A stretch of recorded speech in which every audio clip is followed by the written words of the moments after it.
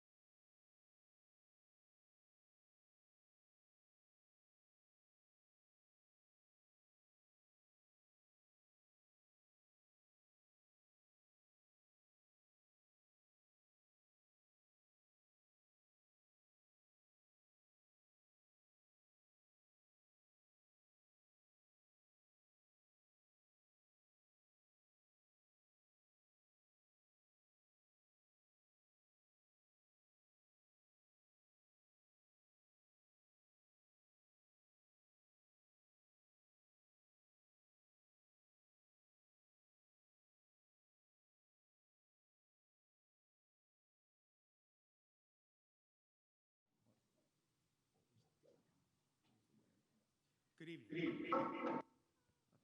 Call the Rocklin Unified School Board back to order. Sorry, a little feedback. We good? Good. All right. Before we get in, I want to apologize for our delay response. We are constantly working on our Zoom capabilities and YouTube work is broadcasting these in person. One thing we did is different this time, which we're really proud of, including closed caption, request from our community. It was the right thing to do, so we're doing it like cosmically this morning, this evening. That said, moving forward with closed captioning, apologize, but really appreciate everyone's patience. So with that, we say this meeting is being held pursuant to procedures established in Executive Order N 2920, issued by California Governor Gavin Newsom on 7/17/2020 in response to COVID-19. The public may view this meeting through RUSD's YouTube channel, live stream, public comment through the links on the RUSD website, as well as on the board agenda, item 2.1. A reminder, the public may submit a verbal public comment via live Zoom or a written comment. There is a 3-minute time limit per person. One comment per person. Written public comment will not be read aloud during the meeting, although the board will pause to read written comments during the meeting. With that, I want to move on to item 5 and report no action taken in our closed session. With that, I'm super excited to introduce everyone to the ASB president of Whitney High School, our newest board member, Kaylee Hamilton. Could everyone please stand for the pledge? I pledge allegiance To the flag of the United States of America and to the republic for which it stands, one nation, under God, indivisible, with liberty and justice for all. Thank you, Kaylee.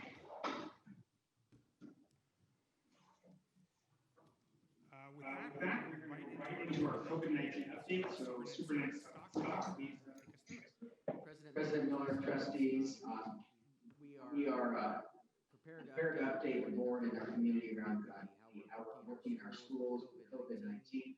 I just want to acknowledge that we have completed our 16th day of school today, and we recognize that it is difficult for our students and our teachers and our families to not be on our campuses where we know the best learning occurs. We know that the activities and all the other pieces that make school so rich and exciting experience for our students occur. So we just acknowledge while we're happy to have completed 16 days, we know our teachers have worked extremely hard, our support staff and our administrators to make it the best possible, and for our students that we do know that it isn't the same as being back on campus. So we just want to acknowledge that.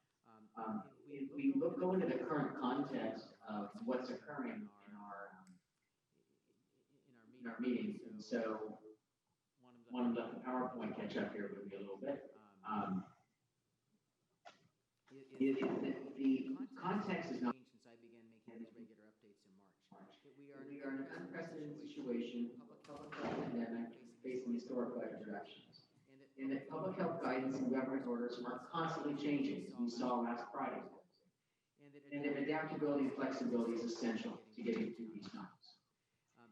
Our focus throughout this year is, of course, on our students and staff. We know that physical safety, student learning, and social, emotional, mental health are critical for all of our students as we go through this year and our staff. And so those outcomes haven't changed since I begun making these reports. And so jumping into kind of really new information beyond the context we have is that on August 28th, last Friday, Governor Newsom announced a brand new reopening plan for schools and businesses called the Blueprint for a Safer Economy, replacing the state watch list. The good news is that this whole system, where Placer County is listed as widespread and purple in the new system, really does not have any relevance on school reopening for us in our county. The California Department of Public Health has informed Placer and San Diego counties that our schools can reopen for in-person instruction because we met the previous criteria. However, with that being said, it's also important to recognize that Placer County Public Health, in their press release of August 22nd, acknowledged that they want schools to resume in-person instruction safely and with a robust testing regimen in place to identify and reduce possible disease spread. So we've shared that we want to be open, and Placer County wants us to be open. However, the local public health experts have been advising us that it's important to have a regular testing regimen so we can stay open once we're open. And so I want to talk a little bit more detail about that testing piece. First is that the Public County Health, Human Services Department, our County Office of Education, and local school districts, including Rocklin Unified, are working to address the needs for timely testing. And I want to just let you all know that we are confident that we will have that up in place in weeks, not months. This is something that I want to share some specifics on tonight on the progress that's been made by all these entities to get our schools open. First is that school testing sites have been identified. One of those in South Class was actually here at Rocklin, ECLE CV Center. So it's great because it'll be convenient for our employees and others that it's right here in our community. Second, the testing sites will be staffed by licensed medical staff from the county. So LVNs, licensed folks that are trained to conduct the testing pieces will be there on site. The contracting that we've done with a private laboratory.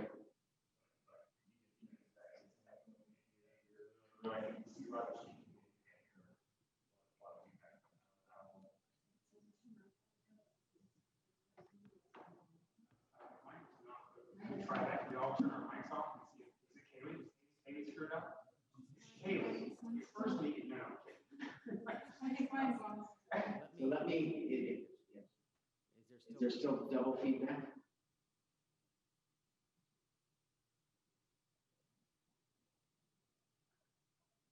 Shall I speak? Testing?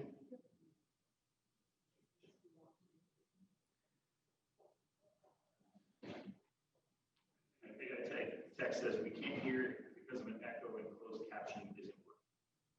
So, for there's. Oh, yeah. Just.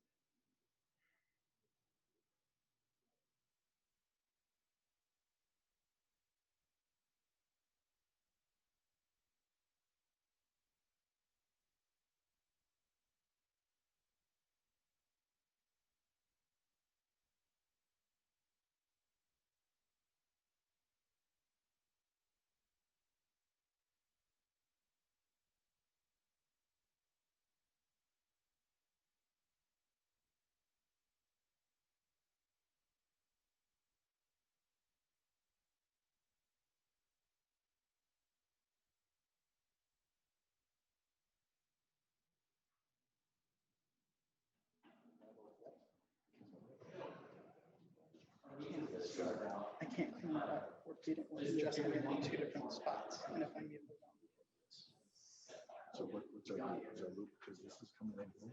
that's our new one. Okay, kill it. But Kill it. There's no closed caption.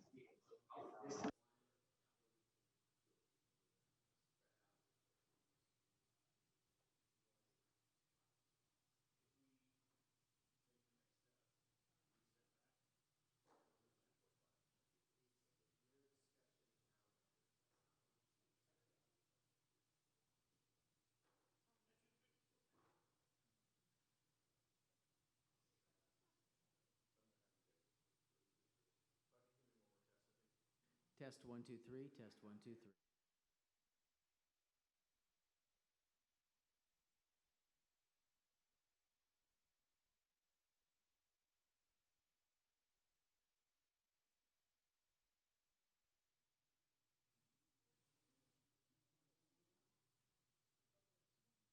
Test 1, 2, 3.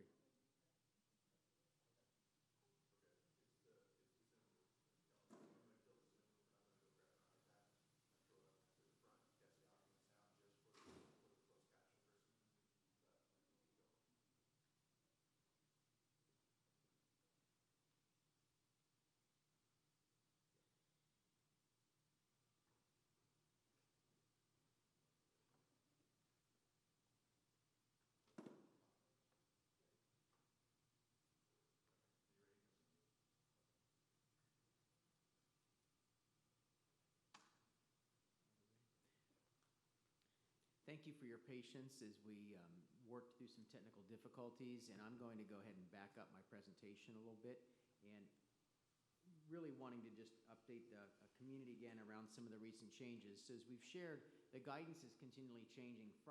Last Friday was no different than what we've seen throughout this pandemic. Governor announced a new reopening plan for schools and businesses, the Safer Economy blueprint, and it replaces the watch list. The bottom line for us is that this new blueprint that has colored tiers is not relevant to school reopening in our county. We were informed by California Department of Public Health that San Diego and Placer counties had met the conditions of the prior watch list system and so would be free to reopen on September 1st. However, it is still important that our local public health experts have reminded us in their press release of August 22nd that they want to resume in-person instruction safely with a robust testing regimen in place to identify and reduce possible disease spread.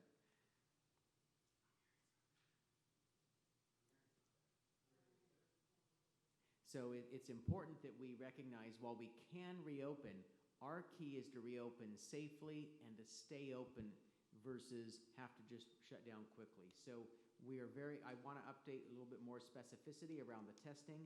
And so as we go to the next slide, you'll see that our Public County Health Human Services Department, Placer County Office of Education, and local school districts, including Rocklin, have been working to address the need for timely testing.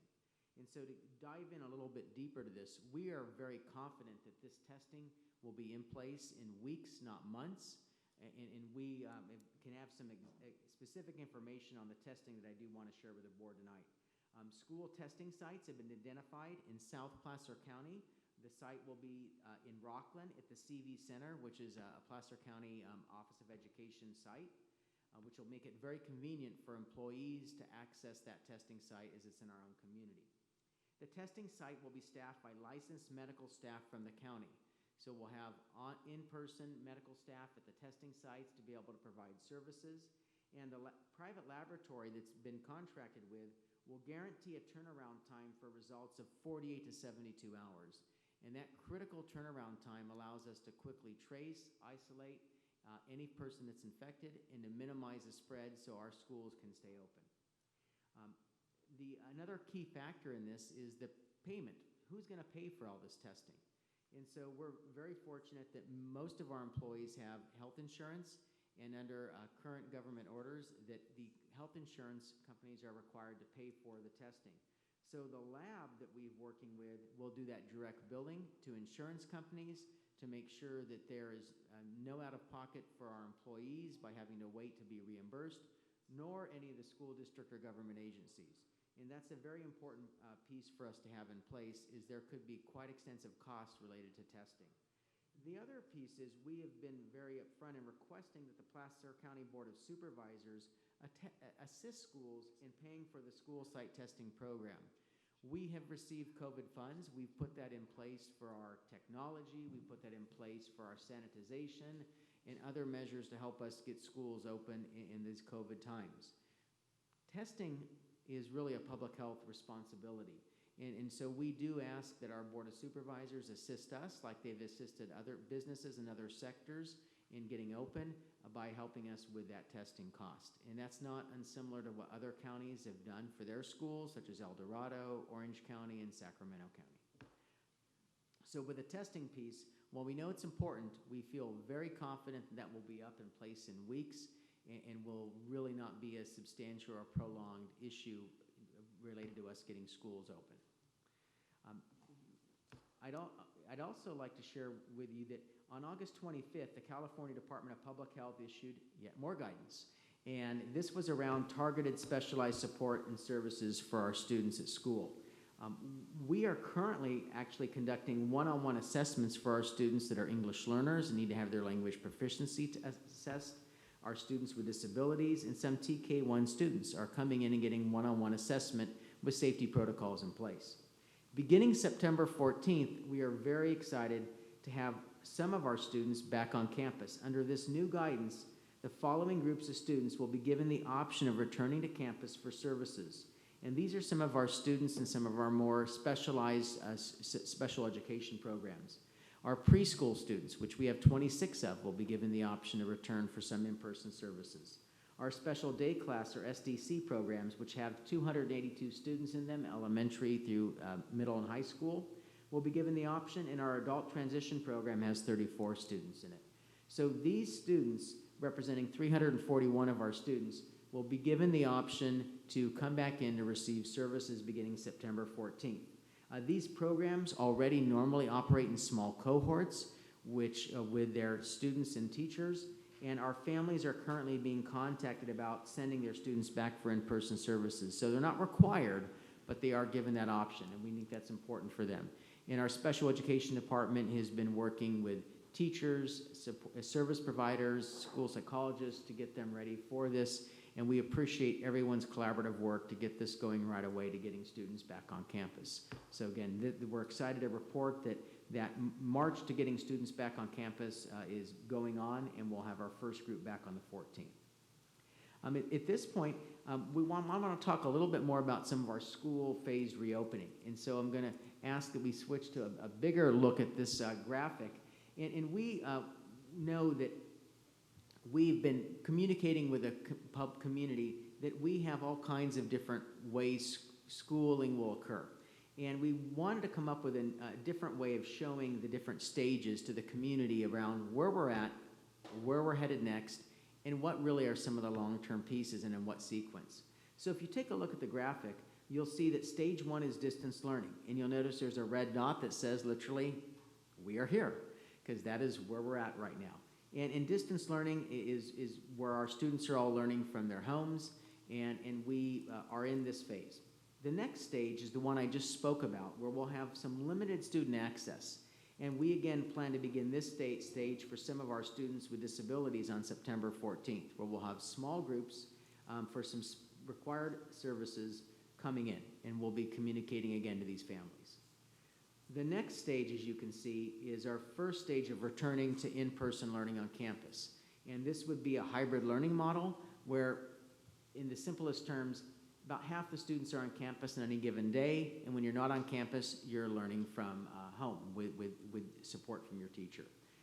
And then the next stage would be a traditional schedule where we're back 5 days a week in a traditional manner with restrictions, such as social distancing, limits on large gatherings, on extracurricular, athletics, and other activities.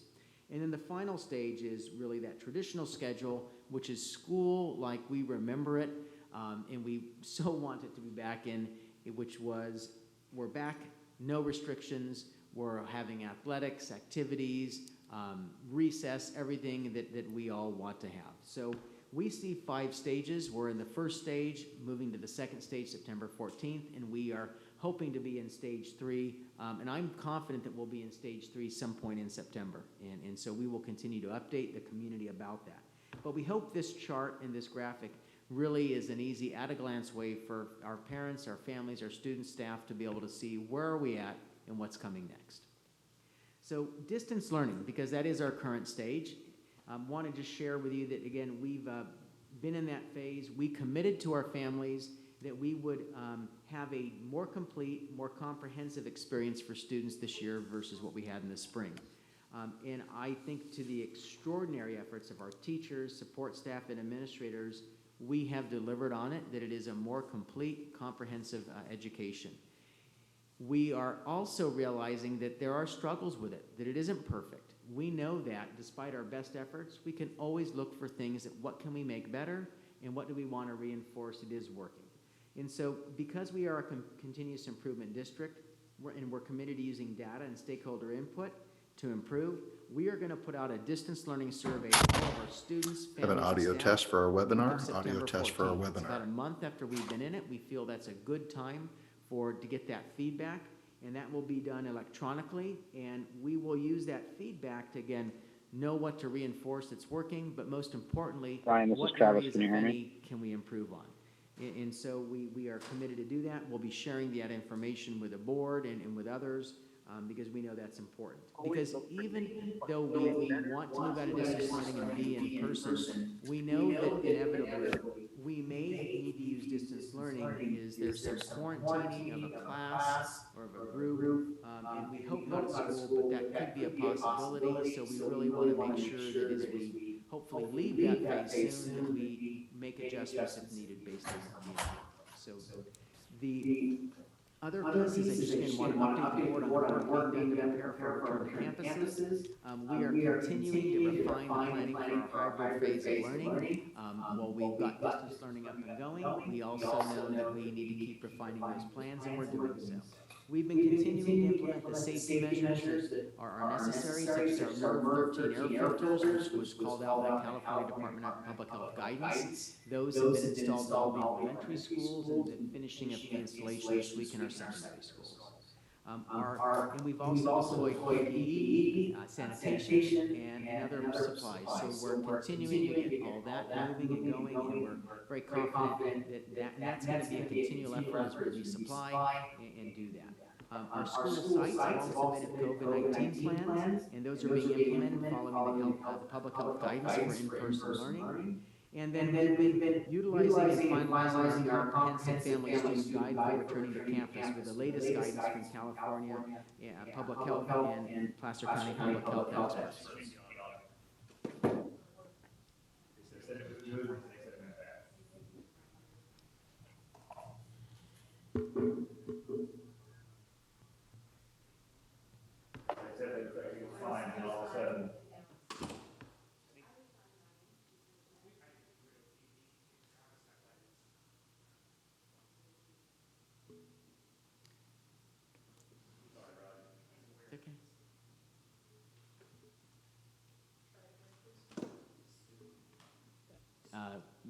Testing?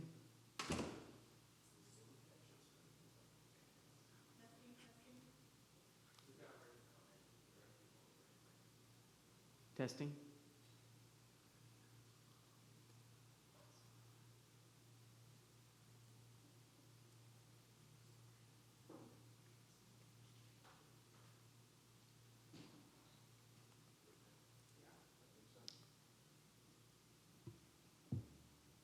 Roger?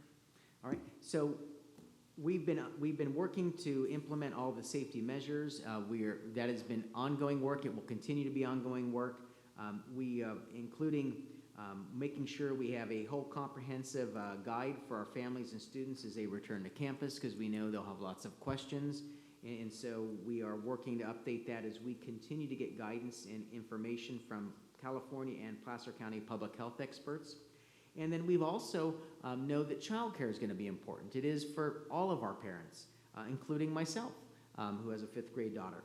And so for our childcare for our employees, we've increased additional access by partnering with the folks who provide before and after school care on our campuses now.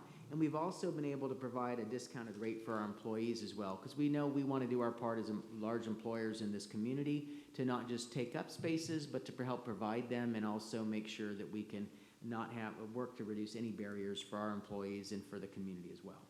And then our Board of Trustees is going to hold a special meeting on September 29th to give direction on what in-person learning will be like on our campuses for the second quarter, which begins October 12th. So again, September 29th, our Board of Trustees at our regular time of 6:30 will be holding a special meeting, and they will take up the item of how in-person learning will work for us in quarter 2, which begins October 12th. And so our next steps really in doing this is reminding all of our community and the board that we are in a dynamic environment. The guidance and government orders change and are revised, and as these revise, we will revise. That actions will be modified as necessary during implementation to improve, and that given this dynamic in this unprecedented situation, no plan is final. They will evolve, and that is the one thing we can share for certainty, is that things will change and evolve, and we appreciate the patience of the community with us. So those next steps: implement phase 2 for students with disabilities on September 14th. Continue to work on timely testing. Again, we're confident that we'll have that resolved soon. And then continue to communicate updates on returning to in-person learning to all of our stakeholders, and continue to collaborate with our labor partners and our community and parents as well. So trustees, I'm pleased to present that we've made good progress since I've last reported to you, and we anxiously await returning to on-campus learning as soon as possible. And I feel confident that will occur in September. Thank you, Mr. Superintendent. I appreciate the update and appreciate knowing where we are. Colleagues, I think what I'm going to do is I'm going to ask for a round of comments. We'll then go to public comment, and then know that I'll come back to you again after public comment if that triggers something you'd like to talk about. So before we enter into a larger discussion, go to public comment, and there'll be a discussion after we take public comment as well. Although I do want to remind the community that there's no vote tonight. We're not voting on anything regarding return to school. We're just having a conversation about it. So with that, oh, sorry. I Michelle? just want to start and say that for the community, because there was a hard time hearing what Roger was saying, this presentation is on the website, and they may need to refresh because I know it was just updated this afternoon as we continue to get more information. So that is available for people that want to find it and read. I appreciate all the information. I was wanting to know if you could clarify. I know I've had a lot of questions from families and staff about what will happen what would be a trigger that would close a school, or some of the specifics around that. Can you address that, Right. please? So following the California Department of Public Health guidance is that if a school had in a 14-day period 25% of its students and staff infected COVID positive, that would shut a school, or multiple cohorts of students in a 14-day period. So we would work with public health officials locally to determine if we've met that threshold and need to close a school for typically 10 to 14 days for some deep cleaning, sanitization, quarantining of the staff and students, and then resume in-person instruction. The other factor could be if 25% of the schools in the school district needed to close in a 2-week period, then the entire district would be shut down for approximately 10 to 14 days for that type of increased sanitization, quarantining, and then resume in-person instruction. Okay, so that's about 4 schools for us, right? Could be about 4 schools in a 14-day period. So again, looking at the math, each school has a unique threshold on that 25% based on its student and staff population, and so and we would work to follow those and update the community. Okay. Sorry, Trustee, can I just add for emphasis, just for clarity, is to be clear, if once we go back to hybrid, moving between purple, red, yellow, it makes no difference. What you just said are the metrics we're going to be looking at. Correct. They're the color-coded. So plaster goes back to purple. We still stay with those metrics. Exactly. So us moving in and out of colors as a county is irrelevant to school opening and staying open. Sorry, Trustee. They only apply to businesses, and we're very excited not to be tied to that and to let our own data decide what we do here locally. For now. Everything is, as of today, this is what the guidance and the mandates are. Yes. Sorry, are you done? ask the same, I was going with the same thing. So yeah, we are in charge of our own destiny, which is a great point to be. From a county metric standpoint, as things reopen, as we go down that path, if we'll, and I apologize for, and we're going down, and Rick just telling me we can bump this out to later, but as far as the testing and teachers and staff and kids and the different, positivity and those kind of things, would we get that data and information from the county, or do we feed the county, or that's all TBD when we go down those steps? Actually, so if somebody tests positive, so if we have and our commitment is if we have a student or staff member that's symptomatic, yeah, then we would send them to be quarantined and tested, or if they feel they've been exposed, say, out in the community, and they want to get tested, those results are reported to them first and then to public health, and by whatever laboratory, whether it's a school site testing or a private company or, say, Kaiser or Sutter. And then we will be informed of that positive test of students and staff, and then we do all the contact tracing. So as far as us counting how many people or if a cohort, that would be determined with public health because they get that report, we do. And we have a data sharing piece. Okay. So one of the pieces of that school site testing, why it's so critical for us, is that there's a data sharing component in it with public health and with us as well. And so that's how we'll know if we've hit those thresholds or not. And what we're working to do is take a look at our student enrollment, our staff enrollment, predetermine what that metric is for each school so we know that. And then the real variable will be that multiple cohort piece. And where public health is really looking at is, what does that mean? How quickly are those cohorts being infected or not? Was it over like a 14-day period, like day 1, day 14, or was there a surge of like within a couple-day period to say we maybe need to take a look at maybe shutting the school down? So that cohort piece will be determined with that in conjunction with them, and really will be dependent on the circumstances in that particular school. Okay. So, and I appreciate this is where I guess RUSD and Placer County Health work together, which is great. And I know I'll preface it for the parents because I'm sure they're going to ask is, and I'll use my son as the example. So Ben Counter comes down with COVID in math class.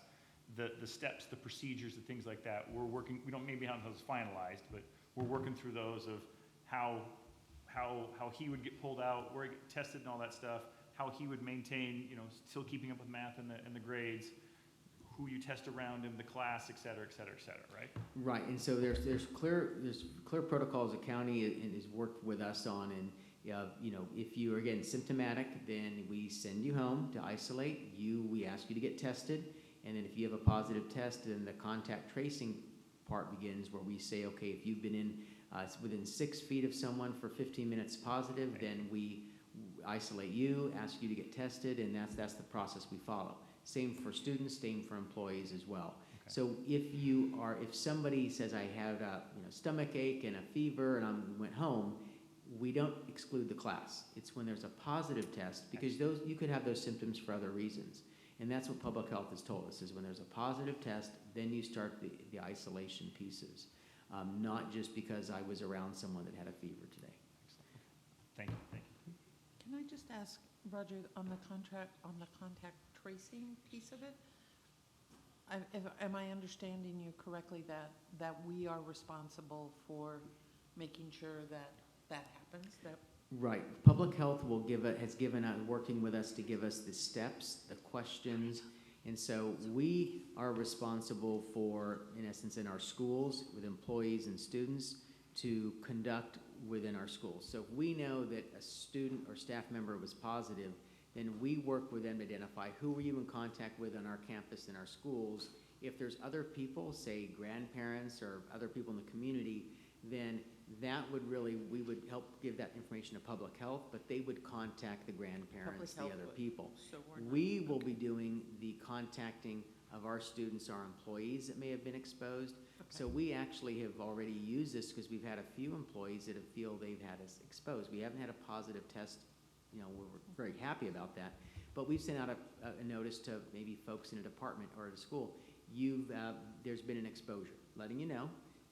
We can't get into specifics of who and why because of privacy of HIPAA and FERPA, But and so then if somebody were to be positive, then we would implement the contact tracing and notify you need to isolate, please get tested, and work through those protocols.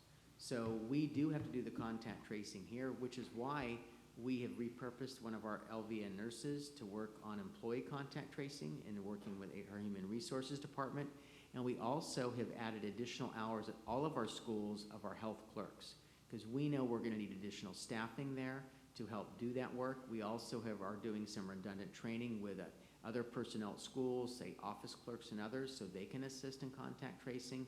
And beyond our health offices, which you've been to our schools, they're fairly small spaces and it's hard to get more than 2 people 6 feet apart. We've identified a secondary location for us if we have multiple students that need to be isolated while they're waiting for parents, that can be done so safely, be supervised. So we've even identified secondary kind of health office locations on our sites. So we're really taking all these steps to have an increased staffing, increased space, so that we can really safely return to campus. Thanks. So, one more. Yeah, please. So, again, going off your prior message, a lot of confidence in some kind of mid-late September, being back in, being in hybrid learning, all that stuff. If for some, and I think a cohort is like an elementary school classroom, essentially, so my, Mr. Smith's 3rd grade class type thing, okay. If it was big enough for the cohort, the school, the whatever, all bad, what happens then? Is it that entire group sits out 14 days, we clean everything up, and we bring them back, or we don't go back to distance learning, or just what some of those steps are? Right, great example. So if we determine, say, a student or teacher was positive in a cohort, then most likely, and again, we would work with public health on each piece, but most likely that cohort would be isolated, asked to be tested out of precaution. So so those students would go into distance learning with that teacher, and that would continue in that manner. And so and that's why we're doing the cohorts and the spacing, why at lunch and recess we're putting all that in place. We're limiting sharing of equipment so that we really, if there's a positive student, we can isolate it there and keep continuing the school. And same in our middle high schools, why we're using a hybrid model as we begin that first phase of in-person, is to allow us to try to limit the amount of contact and spread. So if students on A group have that occur, well, the B group isn't affected. So the idea of starting like this allows us to see, are all the measures in place? Are they holding? Are they working well? And so that makes sense for us to do this and then learn and then move forward. And just to square it away again, and for all those at home, so Ben Counter gets tested positive. It's not the entire class that gets sent home. It's Ben that gets sent home, and then depending on that, it's not the class, the school that gets shut down because of the school isn't. Now, Ben, that's fine. If Ben gets tested positive and he's in integrated 2 math class, then that's where we're working public health. Does the entire class get shut down, or can we say that Ben Counter had 7 students around him, he was there the whole hour, and just those 7 are then isolated and sent home for testing? Those are the pieces that we work individually with public health to look at and see, how that works. And then, but if, like, say, Ben was passing Kaylee in the hallway at Whitney High School, that's not 6 feet, 15 minutes, so Kaylee wouldn't have to go be quarantined. Okay. And so that's where... So, if I understand it, so Ben... Let's use Ben. You're saying every time this happens, in every individual time when Ben gets a positive thing, that will cause a call from between you and county health to talk about this individual instance. And every time it happens, will be an individual instance based on what happened in that moment? Right. They're providing us with the flow charts to look, so the hope is that we can use their approved flow charts they've given us. So it's not a call every time. We'll kind of have we have that ability if we're saying, we're not sure on this, we want to check. And so that's why they're developing these flow charts for us. That's why we're doing training with them. Public health has regular meetings with our school nurses. And so unfortunately, we believe there will be an automaticity with this because these things will happen regularly as we go through this year. And so that's why they're working to give us those step-by-step guidance. And we've even worked on, what we do, what do we communicate. Here's a public health approved form. so that we hope to have this very automatic. But the first few times, we will be closely checking, okay, did we do this right? Did we not? Because we want to make sure we have it dialed in. So, and again, nobody has ever done this before. Yeah. This is unprecedented, and so we're working through that. But we would hope to limit the isolation as much as we can, but we also will follow their guidance. Okay, I have a few different questions, one on distance learning and one on hybrid. So on the distance learning first, so I appreciate the update, appreciate what we're hearing. Can you tell me a little more about what we know about kids actually just accessing it? Like how many kids are logging in? How much are they engaged? What do we know about how it's going for our students overall? I don't have for the board this evening what our access numbers are. As far as we've been working hard, reaching out to students that have not logged in to make sure, do they have any barriers such as a laptop, a hotspot for internet access. So we have been contacting any student that is, first is our teachers make contact. That's always what happens here in regular school. It does in digital as well. And then reach out. Then we have school office staff, other support staff that reach out as well. And so we, have plenty of accessibility for technology.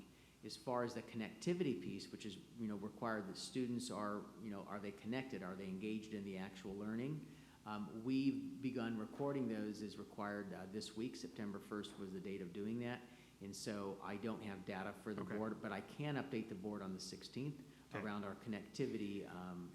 And also I'll work to provide some information by disaggregated groups of students within that as well. Yeah, I'd appreciate that. And so, and especially like actually both quantitative and qualitative, in the sense I'd love to hear you talking to your principal leaders about just what we're beyond, are they logging in, what do we know about engagement?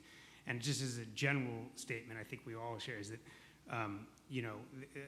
there was a lot of hope, and I think people feel really good about distance learning compared to the way it was last fall, and they also feel there's a long way to go. But I do think, so understanding how it's working, understanding that even if we go back to hybrid, there's a reasonable chance that some kids, if not all kids, will have to be back in distance learning at one point. So making sure that we're staying engaged and breaking back high quality.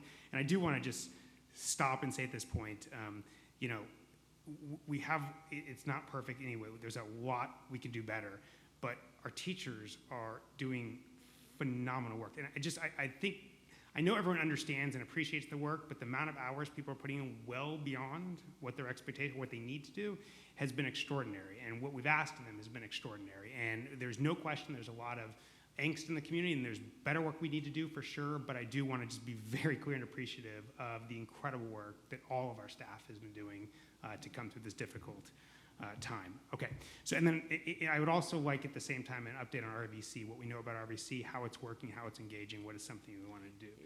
And part of that survey we're doing around distance learning, we'll get some of those questions answered, and we are going to have it disaggregated by RVC and non-RVC and by different grade levels. And the other and I know I'm going to say this, but in particular interest in the disaggregation around our low SES kids, our Title I kids in poverty, our English language learners, and our special ed kids. And I want to particularly know their engagement, if they're engaged, if we have disproportionality in their engagement versus other kids, and what we are doing specifically around that. On those lines, can I ask something about that? Were we able to get all of the hotspots that were requested of us? Yeah, we were able to. We've given out over 300, and so, and to be candid, we've had, we want to make sure our first priority was anybody that didn't have internet. So you don't have internet, you can't access. Then we've had some requests from some of our families saying we need better coverage. We have it, but we need better coverage. So we've worked the best we can to make sure we provided that. And so we have met all those needs. And then also with Chromebooks, we've had a huge increase in the amount of Chromebooks we've given out to students.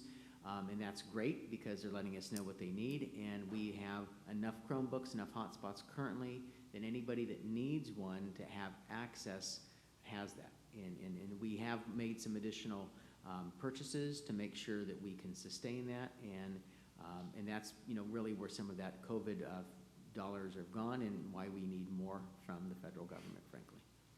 Great. And one final question I have on hybrid before we go to public comment is, to talk to me a little bit. So as we begin to think about moving towards hybrid, I think one angst point we talked a little bit about is whatever you like or not like distance learning, you have a consistent instruction 5 days a week. You're seeing your teacher 5 days a week for a period of time.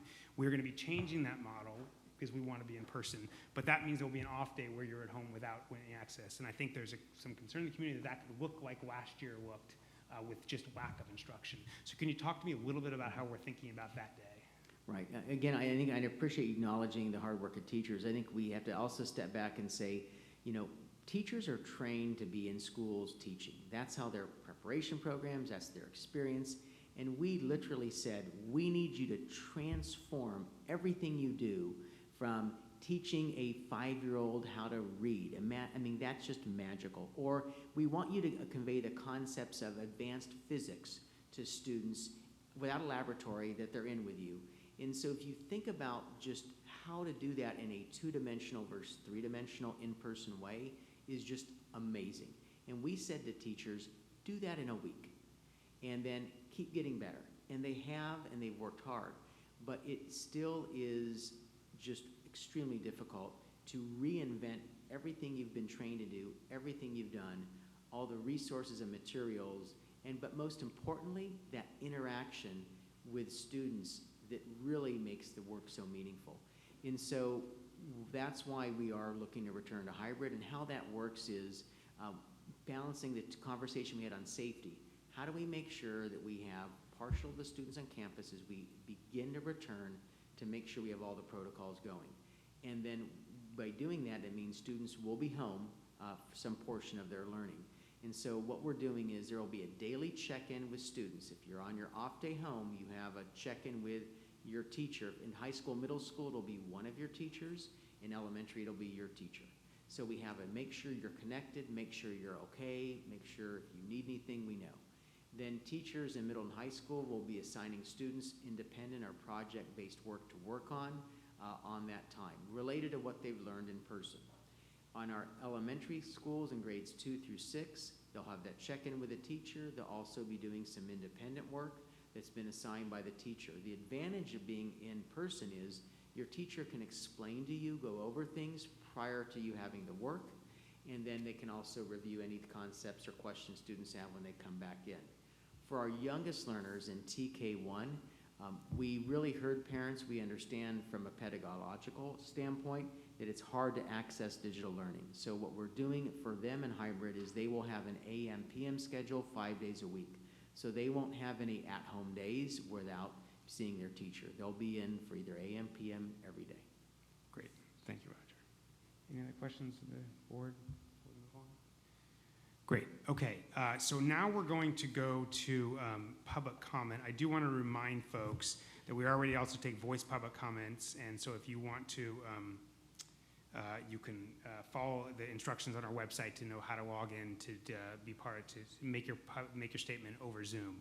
In the meantime, we do have a host of public comments. I'm going to call for a recess. I will say during the technical difficulties we had early in the meeting, most of us were able to go through a good portion of them already. So why don't we say 5 minutes, board members? So why don't we say 7:45, we'll reconvene, ready to take Zoom public comments. So for the next 5 minutes, we'll spend time reading the comments we have. So with that, I will adjourn for 5 minutes. We will back at 7:45.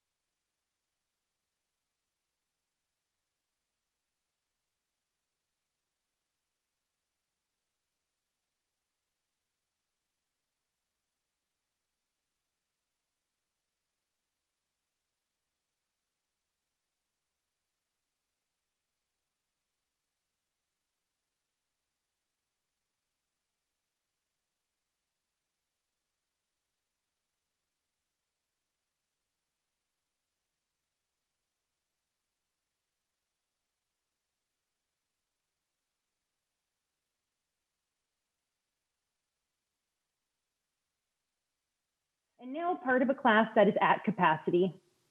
While I know their new teachers are fantastic educators, it does not change the fact that we have created turmoil in a time when students need consistency. We built our classroom community and we're starting to feel like a family. After 14 days, our students have to start over. After the heartbreak of saying goodbye to my own students, I had the pleasure of meeting my new second grade students. And the one thing I could tell right away is that they loved their teacher, Mrs. A. I absolutely hate that I have to be the person that takes Mrs. A away from them. Their heartbreak is now mine to help mend. Out of all of this, I know not much can change. What I wish is that there was more transparency within the district. The district hired substitutes knowing this might happen, so I ask, why weren't the teachers informed? But most importantly, why weren't our students and families informed? My greatest hope is that if are still positions in the district like this, where substitutes are holding positions, that you inform teachers, that you inform parents, that you inform students, that this too could be their reality. Because in a time of so much uncertainty, we would be much better off with a little more transparency to allow for preparation. Thank you. Thank you, Brianna. Thank you, Brianna. Brianna, we have a handful of folks wanting to comment, but they're not raising their hand. So if we could ask that you raise your hand if you would like your voice to be heard during this public comment section. We have a phone number, Chelsea, Joe, Kent, and Tracy. If you would like to comment, please raise your hand.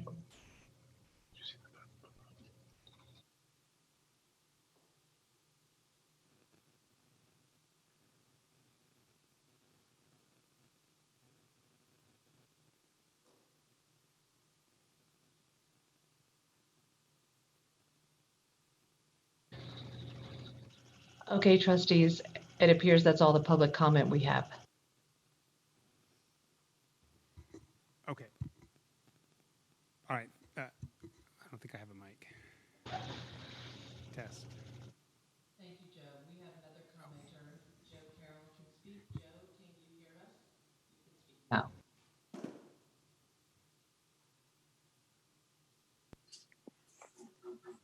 Yes, hello. This is Joe Carroll from Rocklin. I am glad at the news that the kids will be starting the end of September. I just want you to keep in mind, I was at the protest tonight, wanting the kids to be, the schools to be open. I know there's a lot of sentiment out there, and that because this kind of distance learning has been kind of a disaster for a lot of families. And so some people are choosing, I think it's going to even be worse for the financial. Some people are choosing to pull their kids out of Rocklin School District and just go for homeschooling. So I think you have to be aware of that I know you're working hard, but you need to get these kids back in school, or you're going to have more people do that. That's just a fact. And I've heard that from multiple people. So that is a concern. You will lose more people. And then that's going to be less funds for the district. Also, I do appreciate you doing some hybrid, but I am a little concerned that if in 1 week they'll be off school for 3 days, what are they going to do those 3 days? I know in my kids, they're not going to do anything. It's been a struggle getting my two younger kids to do their work. I guess I would wish that you could go to the 5-day model, so all kids could go to school for 5 days. That's how it should be. But I don't know if that's on the table until maybe after the election. We can get some new members. They're willing to vote for 5 days. I do appreciate Derek and Rachel for your bravery, and all of us parents that they're cheering for you guys coming in, because we really appreciate you two members for sticking up for the 5 people. We're definitely going to support you two and the other candidates like you. We really appreciate both of you too. But we really, I think there needs, if I understand it's a lot of work, but I really think that we have to address better what's going to happen with those kids who are not at the time in the class. So I would recommend that maybe you do an afternoon or morning sessions just if you want to split up the kids to do that, because these kids need to be engaged. Because I've seen my I've seen my kids disengage by this process. And again, I know it's no one's fault. This thing, no one was prepared for it. It's just hopefully once those lifetime things that happened. But we have to adjust. This virus is going to be with us for a while. We have to live with it. So I would just hope, and I know a lot of my friends who are out there protesting tonight, you do your best to get these kids in school the maximum days, because when they're not in class, they're just going to be zoned out. Thank you. Thanks, Joe. Thank you, Joe. We have a phone number. I will ask you to introduce yourself, please. You only have a phone number up there, so please introduce yourself for public comment. Thank you.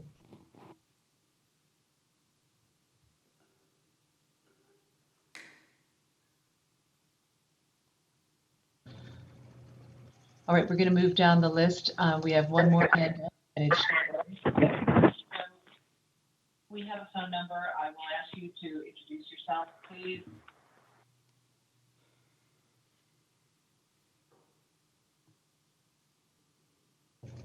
Jordan, can you hear us? It's time for your public comment. Please address the trustees. Jordan?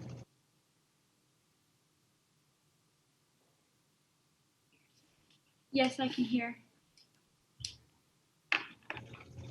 Thank you. Go ahead.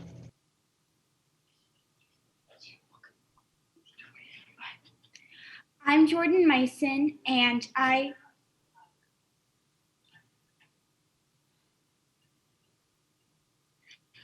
I'm Jordan Myson, and I go to Granite Oaks Middle School, and I'm in 7th grade in Legacy Academy.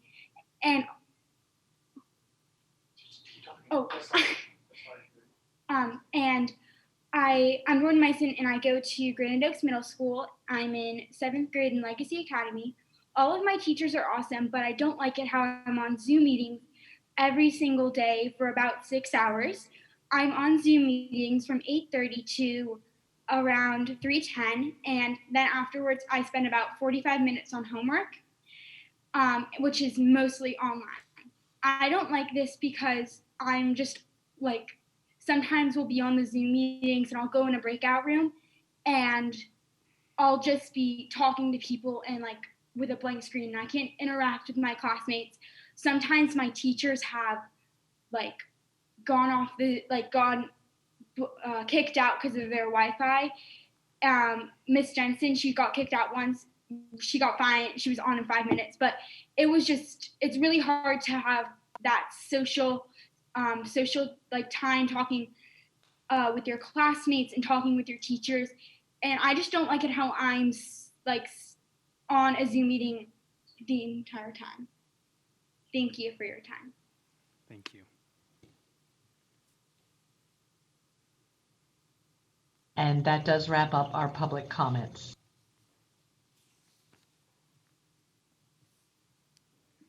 Okay, thank you very much. Is this With your no? classmates, talking with your teachers, and I just don't like it how I'm like. I think that we're hearing the delay. Are we good? Okay. Now we're going to move into public comment on non-agenda item. Sorry. What? That was. I think we can check with Chief Capra if we have any additional public comment on non-COVID related issues.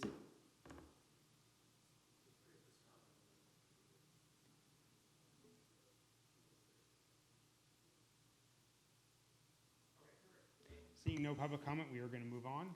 Trustee President Miller, if I could, I hate to interrupt you, but I do want to correct myself. Yes, please. I was asked a question by several trustees around what could be the criteria for once we're open, closing a school.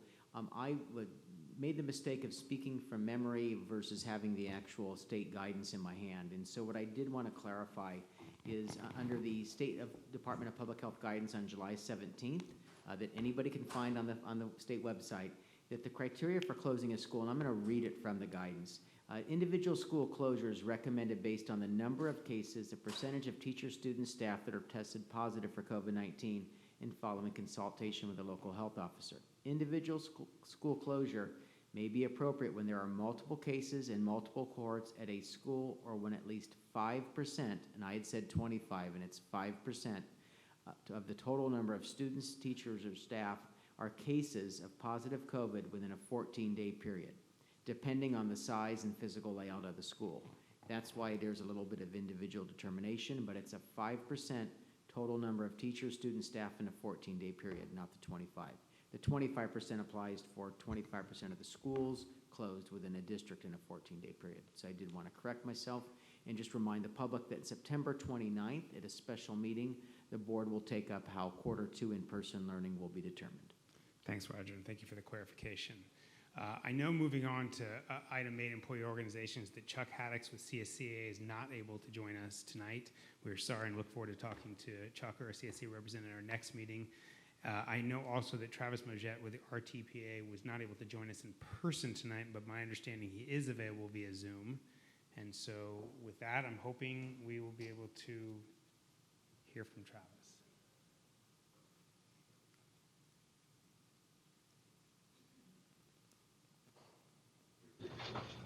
Travis, your time to speak is now. Can you hear us?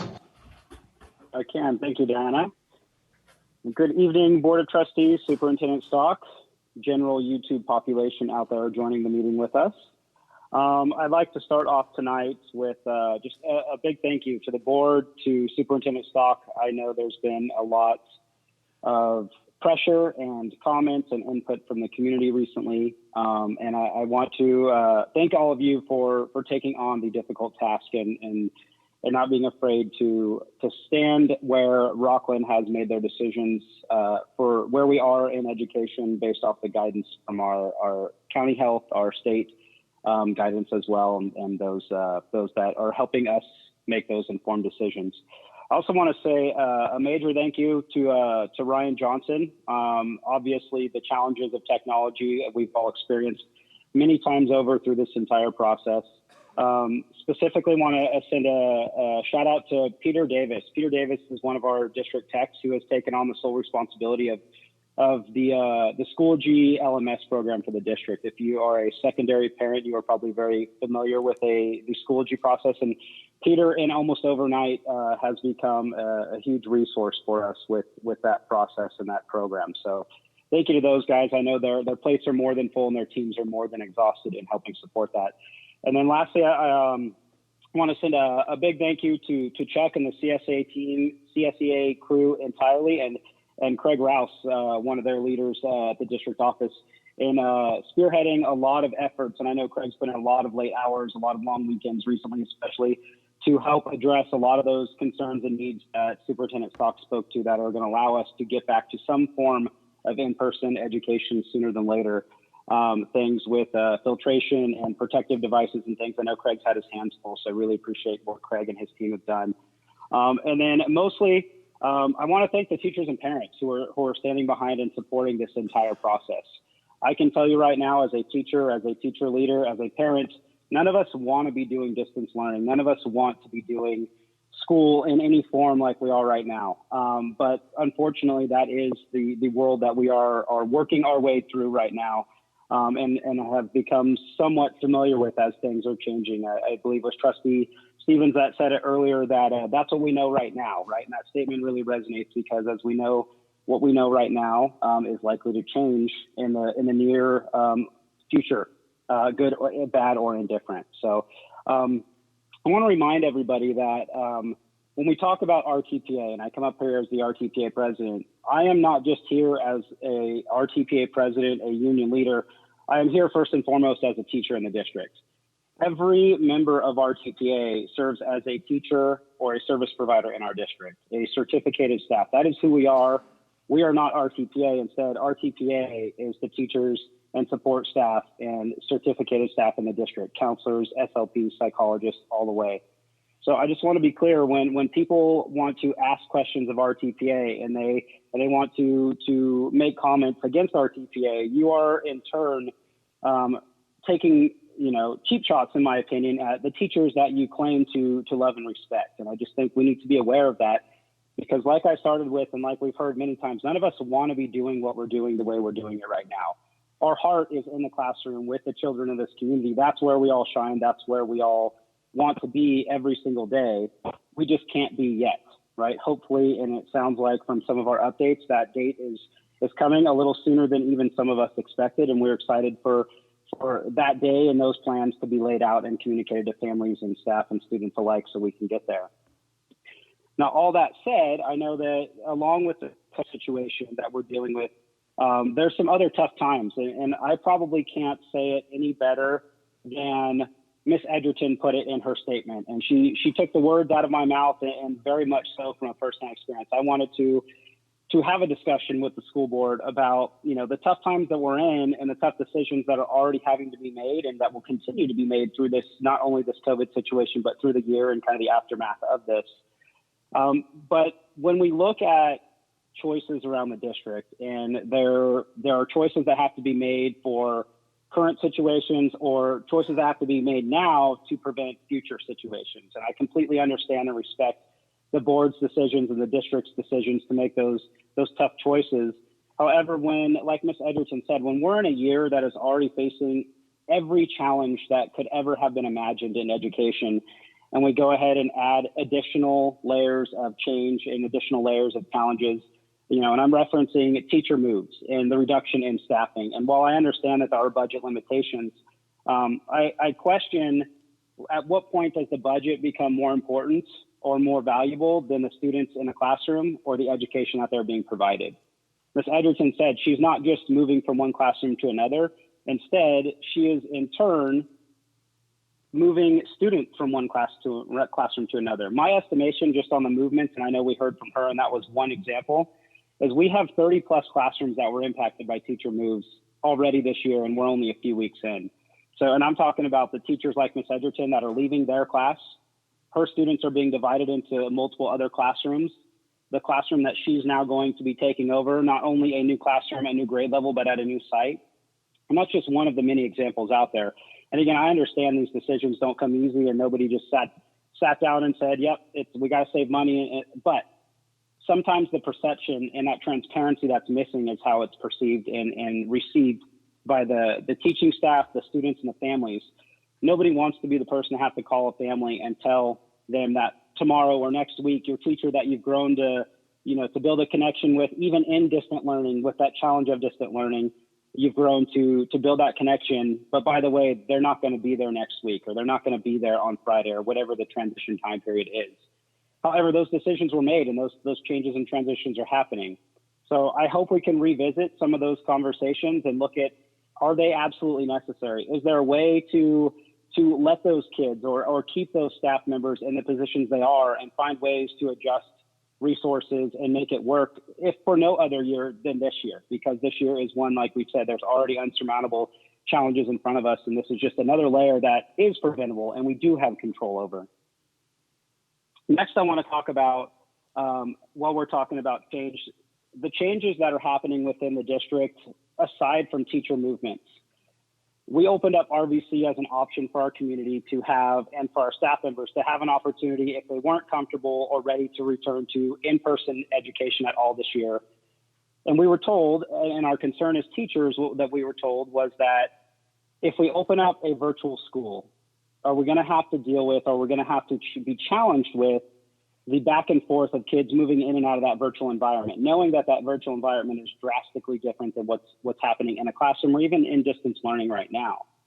And we were told by the district that no, we're not going to see kids moving left and right or in and out, right? We're not going to see staff members moving in and out. And many of those people are there not by choice, but because of medical needs and concerns. And yet here we are a couple weeks into the school year, and we're seeing kids on a daily basis come and go from Rocklin virtual. And again, it's just yet another disruption. How do we bring a kid 2 or 3 weeks in and just assume that they're going to pick up where we left off when the program they're coming from is apples and oranges, right? When we look at the schedule at a high school student, we all know that we made some accommodations to help with distant learning and hybrid learning this year and moving our high schools into a 4x4 schedule. Well, missing a couple days in a 4x4 schedule amounts to, weeks potentially.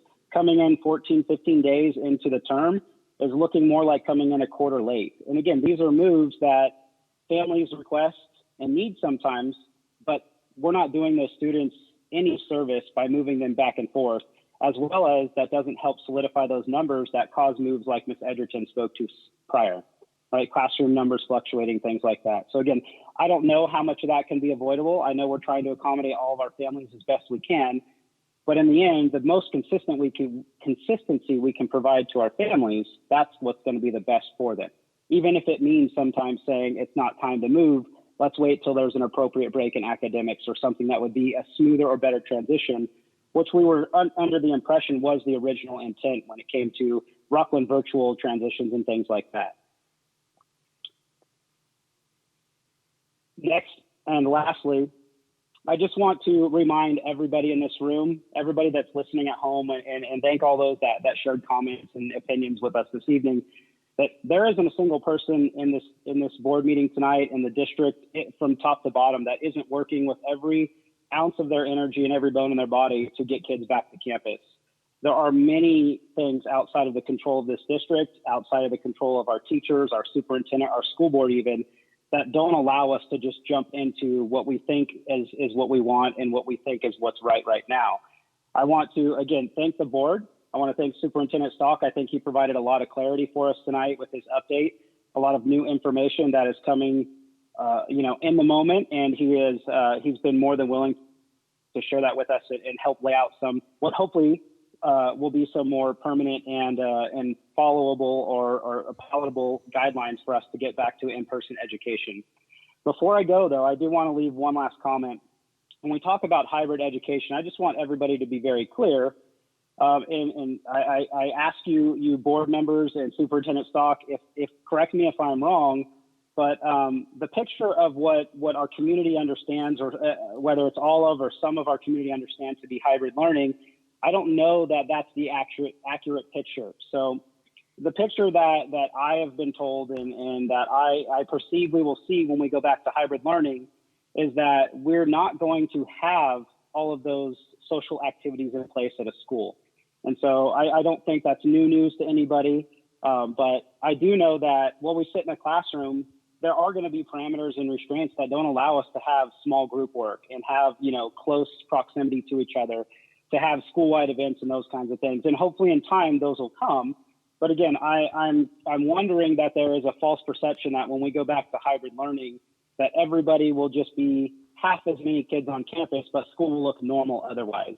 And again, I don't want to accuse anybody of making that false claim, but some of the conversations that I've been privy to have me concerned that we haven't been as transparent as a district to paint the picture of what hybrid learning really will look like for our students and our families. And I just want to make sure everybody understands, whether you're for it, you're against it, you're ready or not, that you have a clear understanding of what you are sending your students and your families and what you can expect from them for their experience, as well as our staff to know and expect for their own personal experience.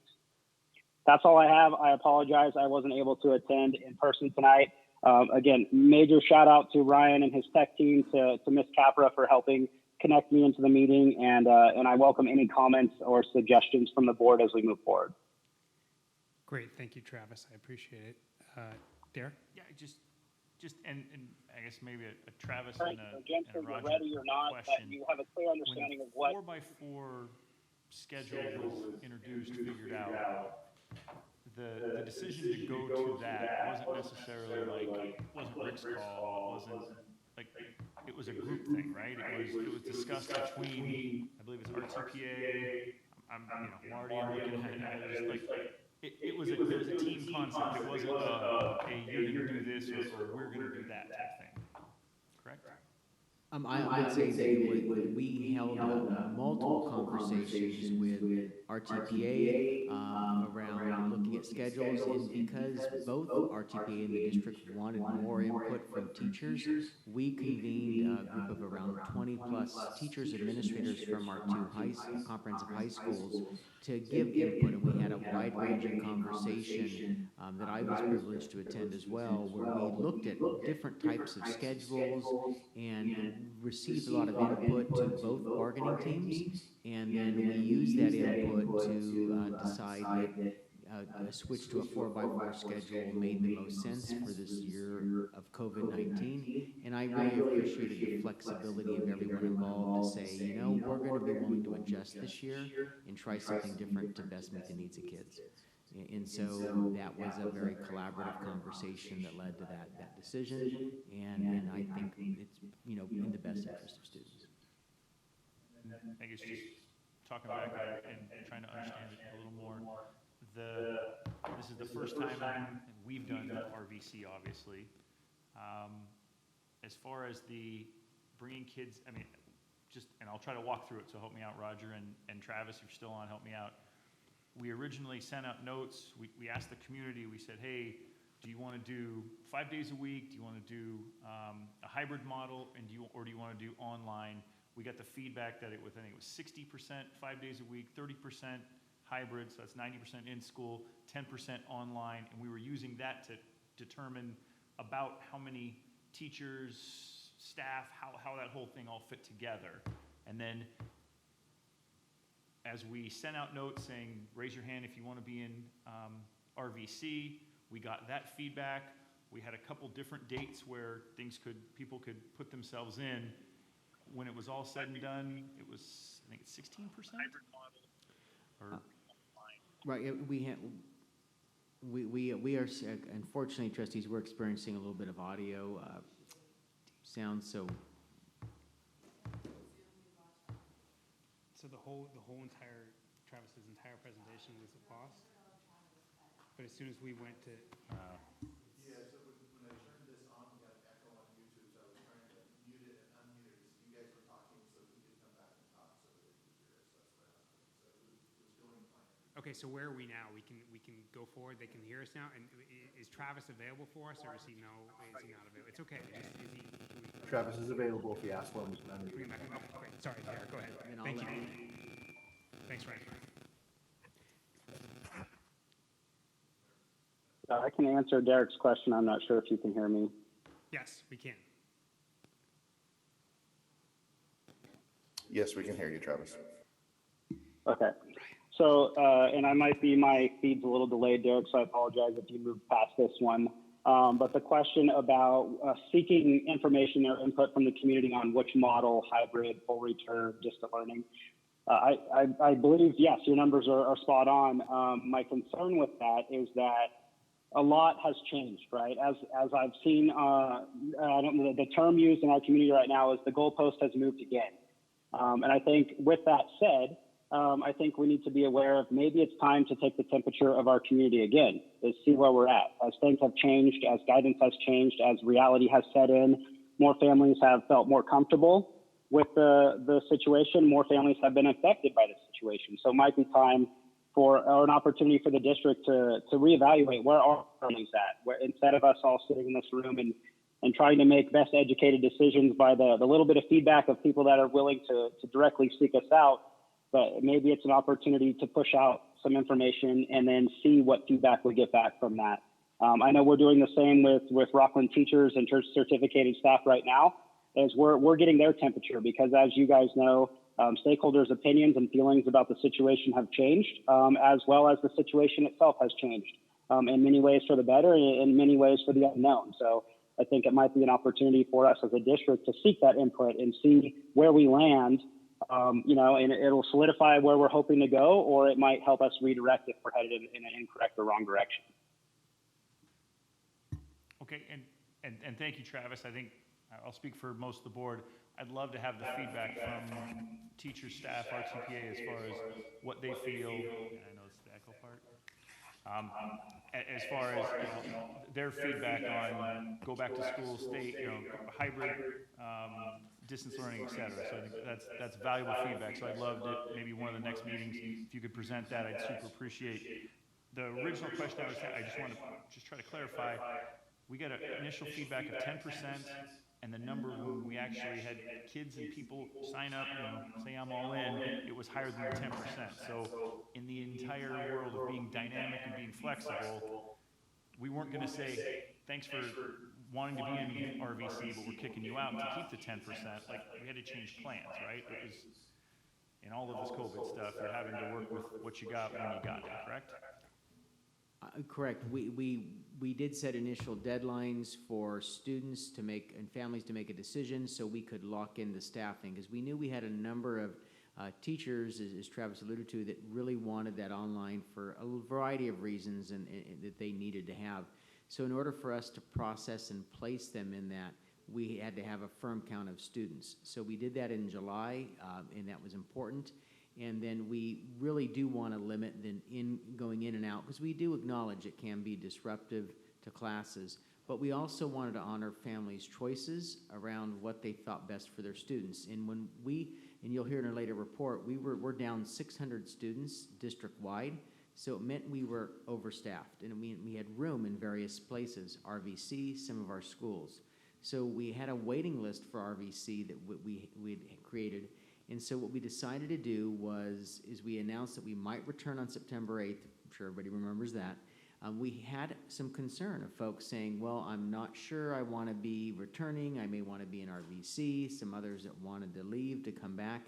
So we thought we might as well go through and look at that wait list, try to give families what they wanted, because we were a couple weeks in and we had extra staffing. We went through the wait list till we could make sure that any reductions in staffing that needed to be made, we had given families a choice of being back in distance learning and returning to campus, or in RVC. So we did allow some adjustments, and we do really want to restrict that as we go forward, because we do understand it's disruptive to have a student join your class a month in. But we know some of that occurs in normal times when a family moves into the community, they rejoin it, they join a class or school. So we do want to minimize it as much as we can, but we felt since we were early enough in the year and we had extra staffing, we wanted to know where was the right spot to reduce it. And to my knowledge at this time, we've not reduced any staff out of RVC that needed to be there for the reasons, and they had worked with us. And so, we will continue to monitor that as we go through the year. Great, thank you, Roger. Kaylee?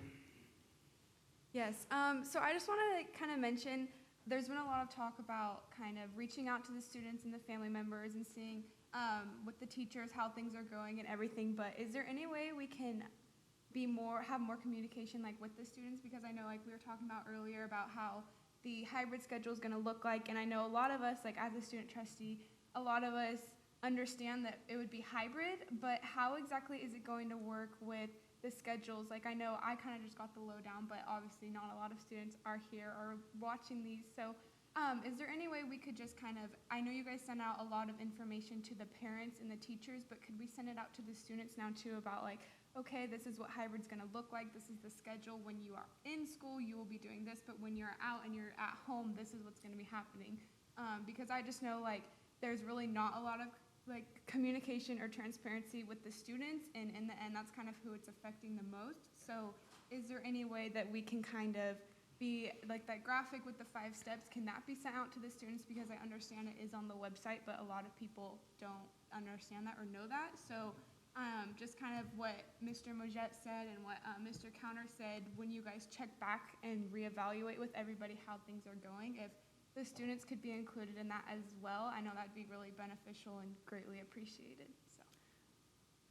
Thank you, Kaylee, absolutely thank you for sharing that, and I think we do a reasonable job of asking for input, but I don't think we communicate directly. Now, all of our students have Gmail accounts, as you know, so we actually have a way to send out information to students. So I will absolutely work with the colleagues to make sure we send out information to students as well, because you're right, they're the most important people in this picture. So I would appreciate you giving us regular updates on how that's going and where we're hitting the mark and where we're missing it, so we can improve. Thanks. I just had a comment for Travis. I understand and agree with some of the concerns about hybrid, especially on the secondary level, where we have, I think it was the right choice to do 4x4, but we have doubled our pace. And so that's going to put some extra stress on students. And I'm really thinking of it as a step, an in-between. When I'm cleaning out my garage, it is really ugly before it gets any better. I've pulled everything out, and it eventually gets better. And so we're going to have to get through some messy to get to where it's going to look better and feel better. And I appreciate the work that that's going to take, because I know it's going to be a lot. But hybrid is hopefully not our final destination. Hopefully it's, a step to get back to kids in school.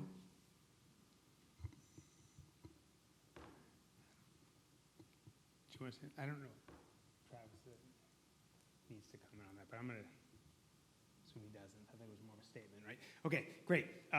Thank you, and thanks again, Travis, for joining us. Okay, with that, we are going to go. Kaylee's going to hit a twofer. She just spoke to speak again, so we're going to do. I'm excited that the summer's over and we get to have every little step towards normalcy is exciting. We'd love to be back at the dais, but we're making progress, and so having you here is very exciting to us. It feels like something's changed, something's different. That's great, and so we'd love to hear your student update.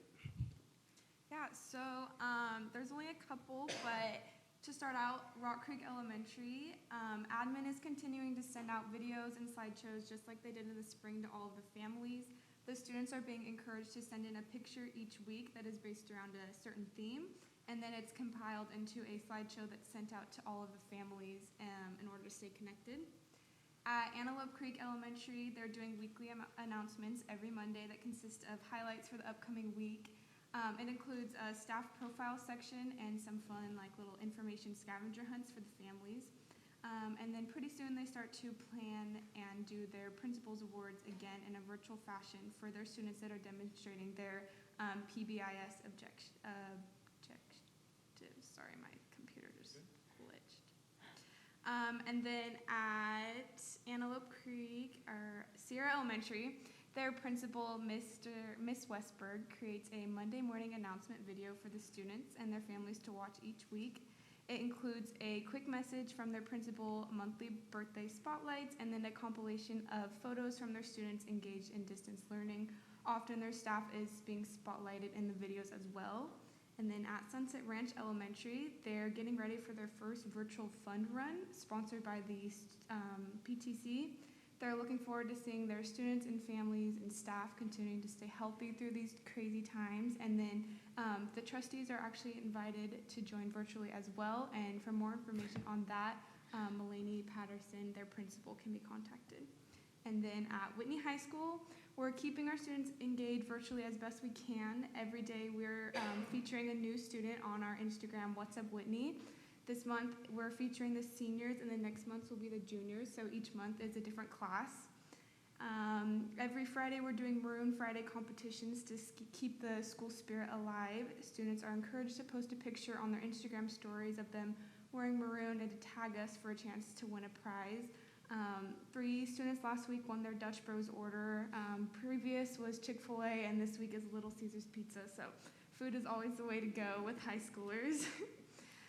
Next week is our I Believe Week, and this is also known as Suicide Prevention Week. So throughout the week, there'll be several different virtual activities going on to kind of emphasize the importance of the week and give students a full understanding of what's going on. And then lastly, on September 23rd, our Club Rush is coming up, and so that'll be done in a virtual fashion. And then last but not least, our new virtual campus is starting off the new year with lots of school spirit. Because RVC is still technically part of every site in the district, they're encouraging their students to have Spirit Fridays in the colors of their traditional sites. So they created a Spiritwear store where families and students can order their t-shirts, long sleeves, or sweatshirts in their traditional school's colors, but has the RVC logo on it. And so they make it a competition each week to see who's wearing the most. And if you guys want to see the Spiritwear, I have a document you can check out later. And that is all I have. Thanks, Kaylee. That's awesome. All right, colleagues, any board comments? I'm going to assume not looking at me means no. Mr. Superintendent, no comments? Wow, look at us. Okay, great. Then, I'm sorry. I didn't see you. I apologize. Yeah, we're done with that. We're doing exactly. I was just going to say what a crazy first few weeks this was. It was fun to see kids on the first day of school in pajamas and hats and even bare feet pictures. But really how impressed I've been with the positive attitude from families and the positive attitude from staff and their energy and diligence working really hard to make the best of this. I also wanted to say I reached out to some teachers, administrators, and parents, and everyone recognizes that teachers are putting possibly more hours in than they ever have. And that I was also Let's see, there's a couple other things I wanted to share here. The grace that we still need as we try and navigate through the guidelines and through the ever-changing information, but that we will get through this together, and it's just going to take some patience. Thank you, Rochelle. Any other comments? Okay, thank you. All right, with that, I'm going to move on to item 10.1, approval of consent agenda items. All matters listed on the consent calendar are to be considered routine and will be enacted by one motion followed by a roll call vote. There will be no separate discussion of these items unless the Board of Trustees, audience, or staff request specific items to be removed from the consent calendar for separate discussion action. Any agenda item removed will be voted upon following the motion to approve the consent calendar. Do any more board members wish to remove something from the consent calendar? Chief Capra, do any members of the public wish to remove anything? Seeing none, Brenda, can you please call the roll? Yes. Yes. Yes. Yes. Yes? Yes. Great. Thank you. We'll move on now to item 11.1. Tony Limoges, I think, is slowly getting his mic ready and making his way. And so we're going to have an update on modified RUSD 2021 186-day district detailed school year calendar. Tony, do you want mine? Does it work? Yeah, Oh, it is great, on. Great. I was going to be 0 for 2 on that one. Thank you, President Miller. Good evening, trustees, Superintendent Stock, Ms. Brenda. I'm going to go a little off script today to give you kind of the story about this, of what I'm presenting you today, because it would not be typical or warranted to present a adjustment to the calendar in the current school year that you're in.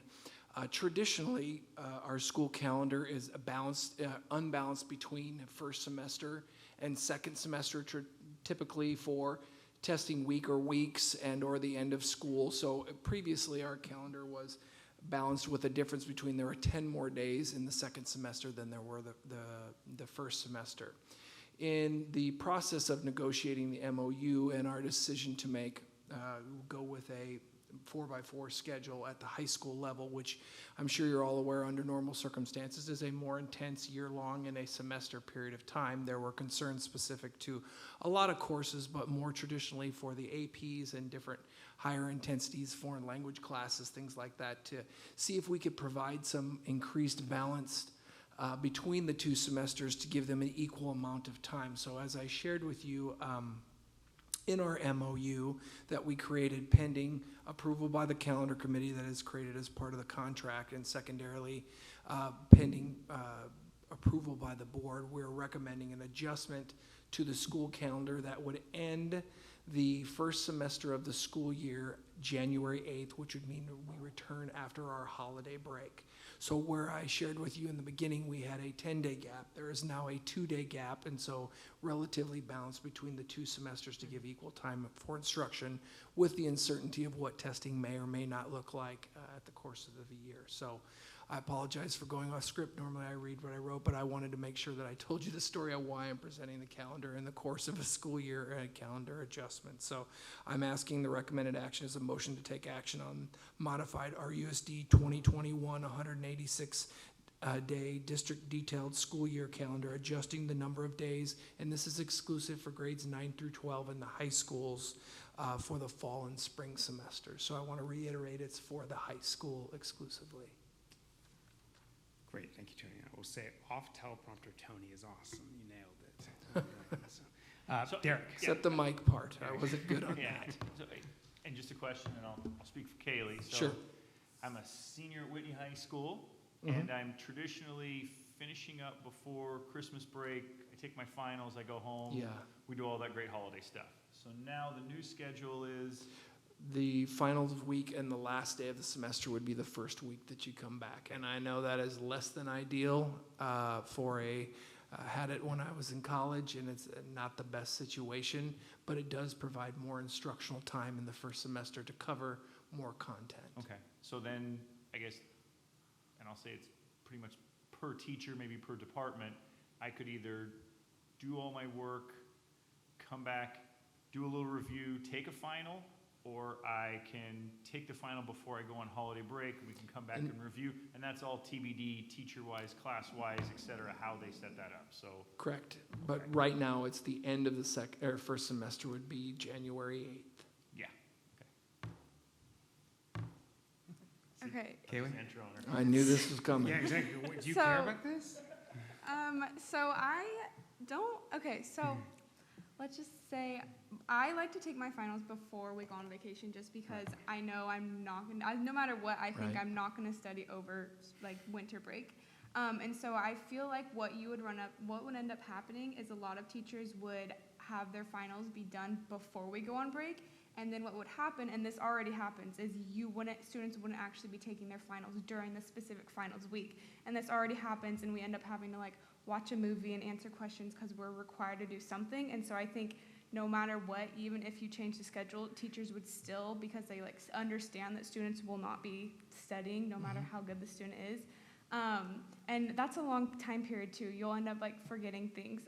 I know I would, no matter how hard I tried. So I think what you would end up happening would be teachers would plan on taking their finals before the break, even if it's not the specific finals week. And then during the finals week, students would watch movies, have potlucks, like this. We already run into these issues all of the time. So I think that's just probably what would end up happening if we went with that schedule. And I'm not saying that is definitely not the intention of this. I think the concern definitely at the table during discussion was just the intensity and the kind of the uncertainty of distance learning versus hybrid versus if we go to regular ed, is making sure we had the maximum amount of instructional time available during first semester as well as second semester. But you bring up great points. I did it in college and was not my best semester. I think the issue for me is that I totally agree with you, Kaylee, but because otherwise you have no time at all, and you have it completely imbalanced. And while it is far from ideal, this entire year is far from ideal. And I will say that it seems I would more reasonably, even if not every teacher uses it the same way, make that time available so there's equity between semesters than not. And so just one of the many votes that for me that would be not ideal but better than the alternative. Although I appreciate hopefully it's a good movie. Could also be an opportunity to do correctives, though, as well. It could be that, which would be great. Rochelle, you look like you want to know. Okay. Any other questions? Okay, I will entertain a motion on the item. Really? So moved. Moved by Rochelle. Second. And second by Eric. So I apologize, I've lost my way. Okay, and with that, I think we can take a voice vote. So all those in favor, please signify by saying aye. Aye. Aye. All opposed? Any abstentions? Motion passes. Thank you, Tony. All right, with that, we are going to hold a public hearing and take action on Resolution 2021-08, affirming sufficient textbooks and instructional materials. Marty Flowers, you can stay there if you want. Marty is going to join us. And with that, I want to open the public hearing. Marty? Okay, Trustee, Superintendent Stock, nice to be with you this evening. In order to comply with Education Code Section 60119, Rocklin Unified School District must hold a public hearing to affirm the sufficiency of textbooks and instructional materials. Notice of this public hearing was provided on Wednesday, August 19th of 2020. With that being said, we'd like to ask the board to hold their public hearing. Once the public hearing closes, we'd like to ask them to take action on Resolution 20-21-08. Thank you, Marty. Colleagues, any comments or questions for Marty? Diana, do we have any public comment? I will say, looking at the written public comment, there have been comments on several of these items, but actually, when you read the comments, they weren't. They were about hybrids. We have no comments specifically on these agenda items. Yes, Derek. And real quick, just to help the people that don't follow all the school stuff as closely as you do, Marty, this essentially says that we have enough textbooks, or we have, or and they're in sufficient quality, quantity? Like, just give the quick. Yeah, both. We're required by Ed Code to provide sufficient textbooks for all students in all subjects, and we have done that. Many of our textbooks are now available online. However, we do have hardbound books if students choose to have that. We've had this in recent years where student athletes, sometimes when you do travel, say for instance in a basketball season, when you travel, and if you don't have a hotspot, you may want that hardbound. So we do have books available. So at this time, we have sufficient books for the district. Thank you. Any other comment? All right, with that, I will close the public hearing, and I'd like to entertain a motion on the resolution. So moved. Moved by Derek. Second. Second by Eric. Brenda, will you please call the roll? Kaylee Hamilton, Yes. Camille Maben. Yes. Derek Counter, Yes. Eric Stevens, Yes. Rochelle Price, Yes. Rick Miller. Yes. Great, thank you. Moving on to item 12.1, RUSD student enrollment update. We're going to hear from Deputy Superintendent Barbara Patterson, I think. Yes. Barbara? Yes? Yes, okay. Good evening, President Miller, trustees, and Superintendent Stock. We always come back after school started and do an enrollment report to the board. And so this year, unfortunately, we had a significant reduction in enrollment. You can see on this page in the green column, the bottom cell, that at our 10-day count, we had 621 students less than we had at CBEDS last year. We report to the state our enrollment each year, the first Wednesday of October, and so that's the point we compare to each year. So you can see the last 5 years CBEDS counts. So this includes the Rocklin virtual campus as well. So this is all enrollment, and it's also including our students at the Placer County Office of Education, special education programs. The virtual campus, Rocklin virtual campus, as you can see here by grade, we had 1,379 students at our Rocklin virtual campus, which was significantly more than we had originally thought. On the next slide, just to show historically what our enrollment changes were from year to year, and I apologize, 2010-11 is off. That was 318 students over 9-10. But you can see we've only had 2 years where we had a loss in enrollment.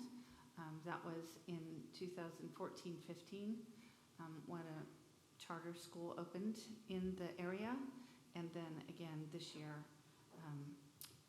So we didn't have a reduction in enrollment. Last year we had a slight growth of 29 students. So as you can see, in most years we are a growing district.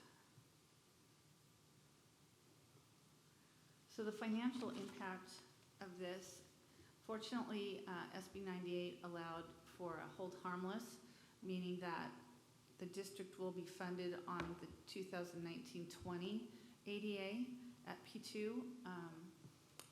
So we will not have the impact of the reduction in ADA in this year or next year. Because we're not reporting any ADA to the state this year, in 21-22, our comparison of whatever ADA is higher is still going to be our 19-20 P2 ADA.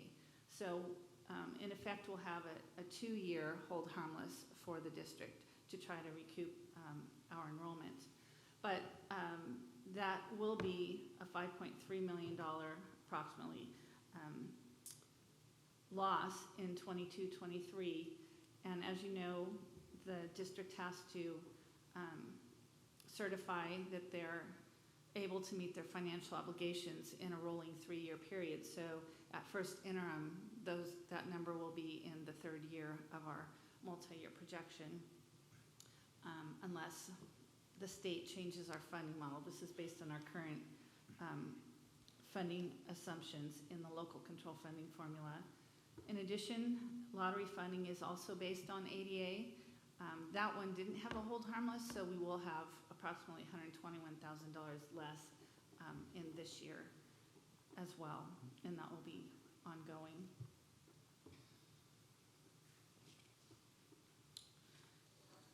So next I will introduce Dr. Bill McDonald to talk to you about the elementary enrollment audit that has been done by Ed Services.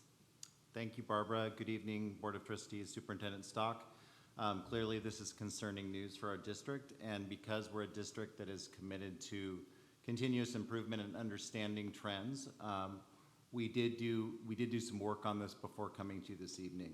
We conducted an enrollment audit at both the elementary and secondary schools, and briefly that process was using our areas information system to identify students who had from last year or from summer enrollment who had dropped or were no-shows in the first week of school. We did have significant drops of students within the first week of school, which was very unusual. As part of this audit, families who dropped were contacted by our office staffs at schools and asked a short series of questions about their reasons for leaving Rocklin Unified and where they were currently enrolled and their willingness to return and what factors affected that. So we compiled that data in the following slides. So specific to elementary, and then Mr. Flowers will go through secondary, we were able to contact 294 students or the families of students. First and foremost, we found that about 38% of those students we contacted had actually moved out of the area or had been planning on moving to Rocklin and for one reason or another did not end up coming to our community. So and that was 112 students of the ones we contacted. And then for the other 182, there was a variety of other reasons that I'll go into more detail on. Reasons why parents did disenroll, and this is specific to the parents who did not move. And so some had a decision that they made prior to our announcement as a district. There were about 5% dissatisfied with the distance learning schedule itself, although we sought to create more structure because we heard that in our parent surveys. There were families who felt the structure was too much for their own family and went with other options. There was another 5% who didn't want a hybrid model. There was about 20% who were not interested in distance learning as a whole, and this was a major trend in the data, just families who this distance learning, virtual learning was not working for them and their children. Largely with this portion of students and families was younger students, so our TK1 students. There was a portion, just like is represented in the community, that did not want in-person instruction, and so did not want hybrid for the other reason, which was students being in school. There was also a large group of families who decided to homeschool, about 20% homeschool by themselves or with other family in pods or groups. And then there were another 20%. Sorry, Bill, can I interrupt you? I apologize, but I'm kind of curious. So drawing a distinction between homeschool and did not want distance learning, so do we know what that 18.9% did? So it's obviously, it wasn't homeschool, but they didn't want distance learning. No one was offering in-person school. Where did they go? There are schools that were promising and committing to in-person instruction. In the area? In the area. Did correct. anyone do in-person instruction in the area? I believe, yes. There are schools now with waivers that have opened up. Yeah, now, but back when this was taken, there was no one that was doing it. There were schools who were promising that. Oh, I see. And were able to promise that without actually having authorization. Without doing it, I see. Okay. They were able to do that now. Okay. Correct. Okay, thanks. And then there was parents who just found better options in schooling, whether locally or out of the area. So in terms of other options, what school options were selected, you can see the list there. And so I have a percentage on the right. We had the most students going to Rocklin Academy and homeschooling and John Adams, and you can see the actual numbers of students selecting those options in the bottom there. But this percentage is out of all of the students, including the moving students. So we had a big group, like 65%, moving out of state, out of county, and then just a big wide range of local, county, and public schools. I just highlighted the ones who were kind of the major players who had a significant portion of students going to those schools. So just in a question, and just going off of Rick, so Rocklin Academy, John Adams, Horizon, are they in person right now? I know Rocklin Academy is not. I know that John Adams is not. They just announced they're going in October, so they're going after us. Okay, they're going in October. Yeah, they are John Adams has been advertising and is, as far as I know, coming back. October-ish, okay. I just saw something tonight about this. Horizon's always online or? Okay. And there was a trend that I think you'll hear about at secondary too. There was families who said in the comments, it's great you have a virtual option, but there's charter schools who've been doing this for a long time, and we're gonna go with them. Yeah. Okay, fair. So finally, interest in returning to Rocklin was a question we asked in the next 6 to 12 months. And you can see the breakout. There's about 45% of families, 134 who are interested or very interested in returning. Many of those families commented, as soon as schools fully reopen, 5 days weekly with no restrictions, or we're planning on returning next school year. And then we had 160, including those who moved out of the area, of course, who are not interested in returning to Rocklin.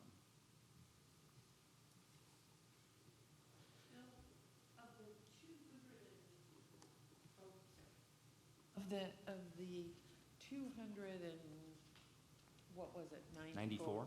That you, what percentage of that, of the whole, like, is that? So we had 400, approximately 400 So- disenroll in elementary. Okay, so. So we got about 75% of those Got it. families. Mhm. Okay, thank you. So continuing on at the secondary, the same process took place. We did have all the sites call. What I found interesting at the secondary level is, for whatever reason, a number of the parents did not want to answer some of the questions. For whatever reason, don't know, but we'll report this out. Contact was made with 124 of the 169 secondary students that left the district.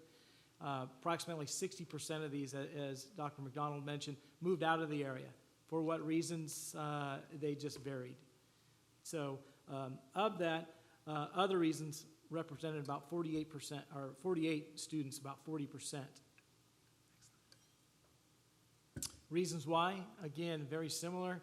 19% did not answer the question. 3.2 did not want hybrid. 3.2 made the decision prior to any decisions by RUSD. 36.5 did not want distance learning. Nearly 8% homeschool, and then 30% wanted better options.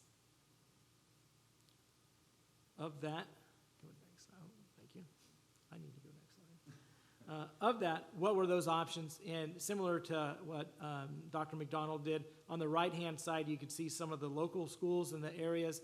Western Sierra Collegiate Academy made up 9.3%, but you can see down below, actually that was 8 students. And then John Adams, you had homeschooling, you had Visions, you had South Sutter Charter, and then private schools. As far as other schools, I couldn't list them all because they're all over the place. Of this, I do know 3 of those went to Del Oro, 4 of those went to Granite Bay High School, and then it just across the board. And again, as Dr. McDonald mentioned, this includes people that moved. Of the interest returning, you can see just over 30% are interested or very interested, looking at 5 days weekly, and if not this year, looking at next year. And then again, of those not interested, that does include students that moved. One of the things through this, the numbers don't actually add up equally because some parents had multiple kids, some parents chose not to answer certain questions. So, but we found very similar to what elementary, same thing at the secondary level. So we did define some next steps in terms of addressing this issue in this first stage. We identified in elementary several families, they had immediate needs or concerns that could be addressed for RBC or hybrid, and they just didn't fully understand what those models entailed. So we reached out to several of those families, and we were able to re-enroll a handful of those families, and we'll continue to reach out and try to meet their needs. Most of the students contacted were in that age of TK1, as I mentioned. I believe that the hybrid AM/PM schedule we've developed with 5 days a week instruction will be attractive and a solution for these families. So we'll be reaching out to them when we move to that model to attempt to re-enroll them in that, and hopefully that will be desirable. And also, typically every year for the past 3 years, we've offered a mid-year transitional kindergarten class. We may consider reopening both a mid-year December, January TK and a K class if we have enough interest from students who are not enrolled with us. Right now, we had some space in our TK classes. We're reaching out to our younger TK students with the December birthdays and working on enrolling them right now, so getting them into the system. But again, we'll relook at some of the ones who disenrolled in January and consider opening a class, whether that's in hybrid or in person, depending on where we are in the school year. Last one, and then all students who've indicated interest for next year, we're working on a priority enrollment situation for next year, so reaching out to them in January, February, and letting them know that, trying to get a commitment from them to attend Rocklin Unified in the following year and giving them priority enrollment in the grade levels or schools that they left this year. So very similar in the secondary. Just wanted to provide a little context there. Of the 124 families contacted, 52 of those students were middle school and 72 were high school. In all, 43 of the families indicated interest. Will be contacted in late November by sites. Again, no one knows what the future holds, but we will be contacting them, and hopefully they'll be joining our district again for second semester. Great, thank you both very much. Thank you all. Are we done with your presentation? Great, thank you, appreciate it. Derek looks ready to roll. I got one question. I'll circle back, and if Travis is still listening, I think this kind of ties back in. But obviously, as things change, as we go towards, and hopefully as Superintendent Stock said, that late September timeframe to where we're into a hybrid model, and then hopefully soon after that, as we progress, if we can get to a 5-day model and all that stuff, the re-enrollment, whether it be at elementary or high school or even middle school, that will create some change, right? That obviously brings more kids in, which is a great thing. In turn, when we bring more kids in, that will modify the staff at some point, right? I mean, obviously on a positive side, we're going to need more teachers, need more people to accommodate those students. So it is a change, and that change is going to be different than what we're doing, but it's a good thing from an employment standpoint, teacher standpoint, kids on campus standpoint, right? In our staffing, I know this came up around reducing positions, and 609 students is about 5% of the district enrollment. When you lose that much, we're going to have to make some staffing adjustments. It's just fiscally responsible. And we did not make all the adjustments. We were 16, 17 FTE, or full-time equivalent teachers, overstaffed with that number. We didn't reduce that much. We reduced around 10 and a half positions. So we were judicious in where we made reductions. We didn't just reduce across the board fully. And we know that each of those is painful, it's hard, but we also know not being fiscally responsible has its own consequences and painful decisions.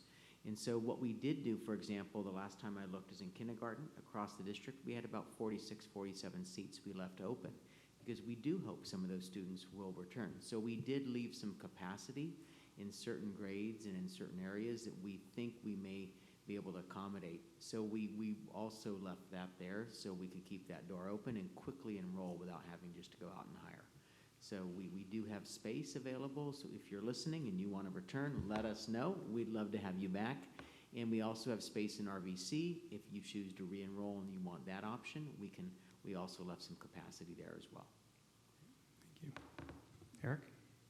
Yeah, I have questions. We have a net decrease of 621 students, but I know there had to have been new students who started the school year with us who were not previously part of the district.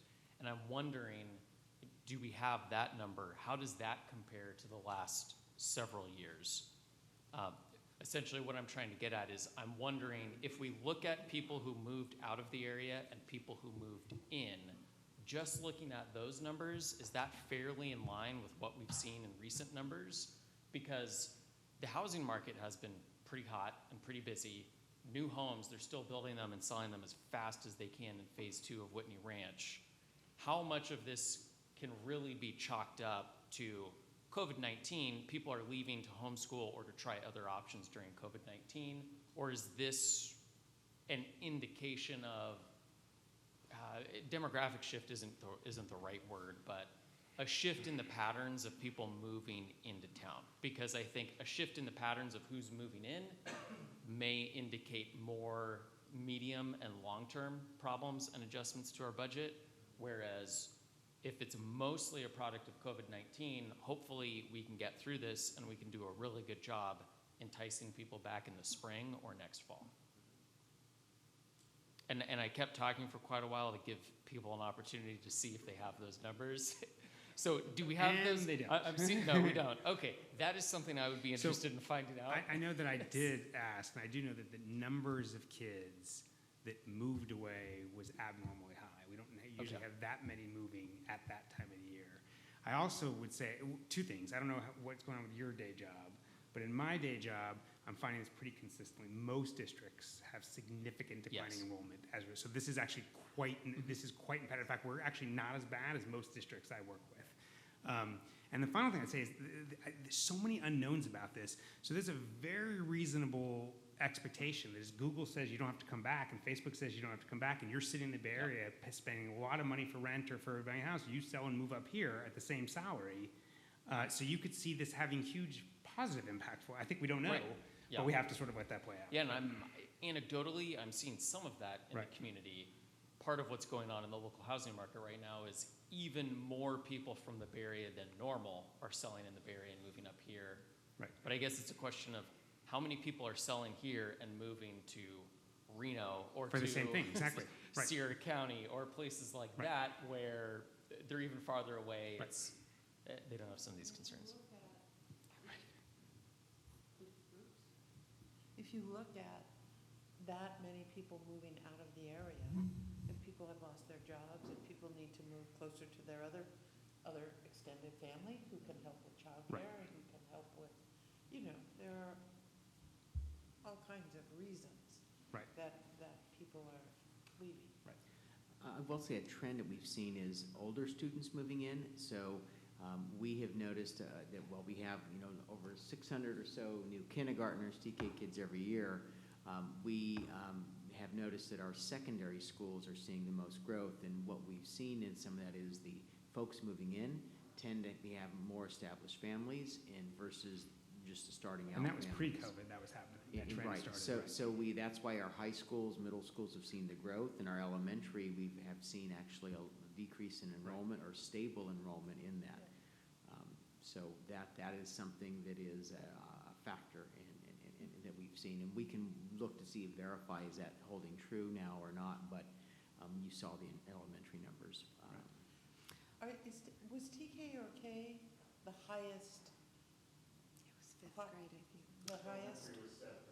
Yes, TK and K was about 50% of those students in the other options category. And what was interesting is before COVID, our K and TK enrollment was up like 15% over the year before, where we had lower enrollment. So it was looking like we were going to have a lot more students, and then they didn't show up. Well, and if you're TK, you might just say, well, we'll wait. Wait, right. Yes, Which yes, is, and we hear that. And if Absolutely. you're K, you might say, we'll wait. Absolutely. Yeah. Oh, yeah, I'm- that's, Oh, I'm sorry. Rochelle, I was just going to say, I'm less concerned with the moving. I'm more concerned with the not interested or better option.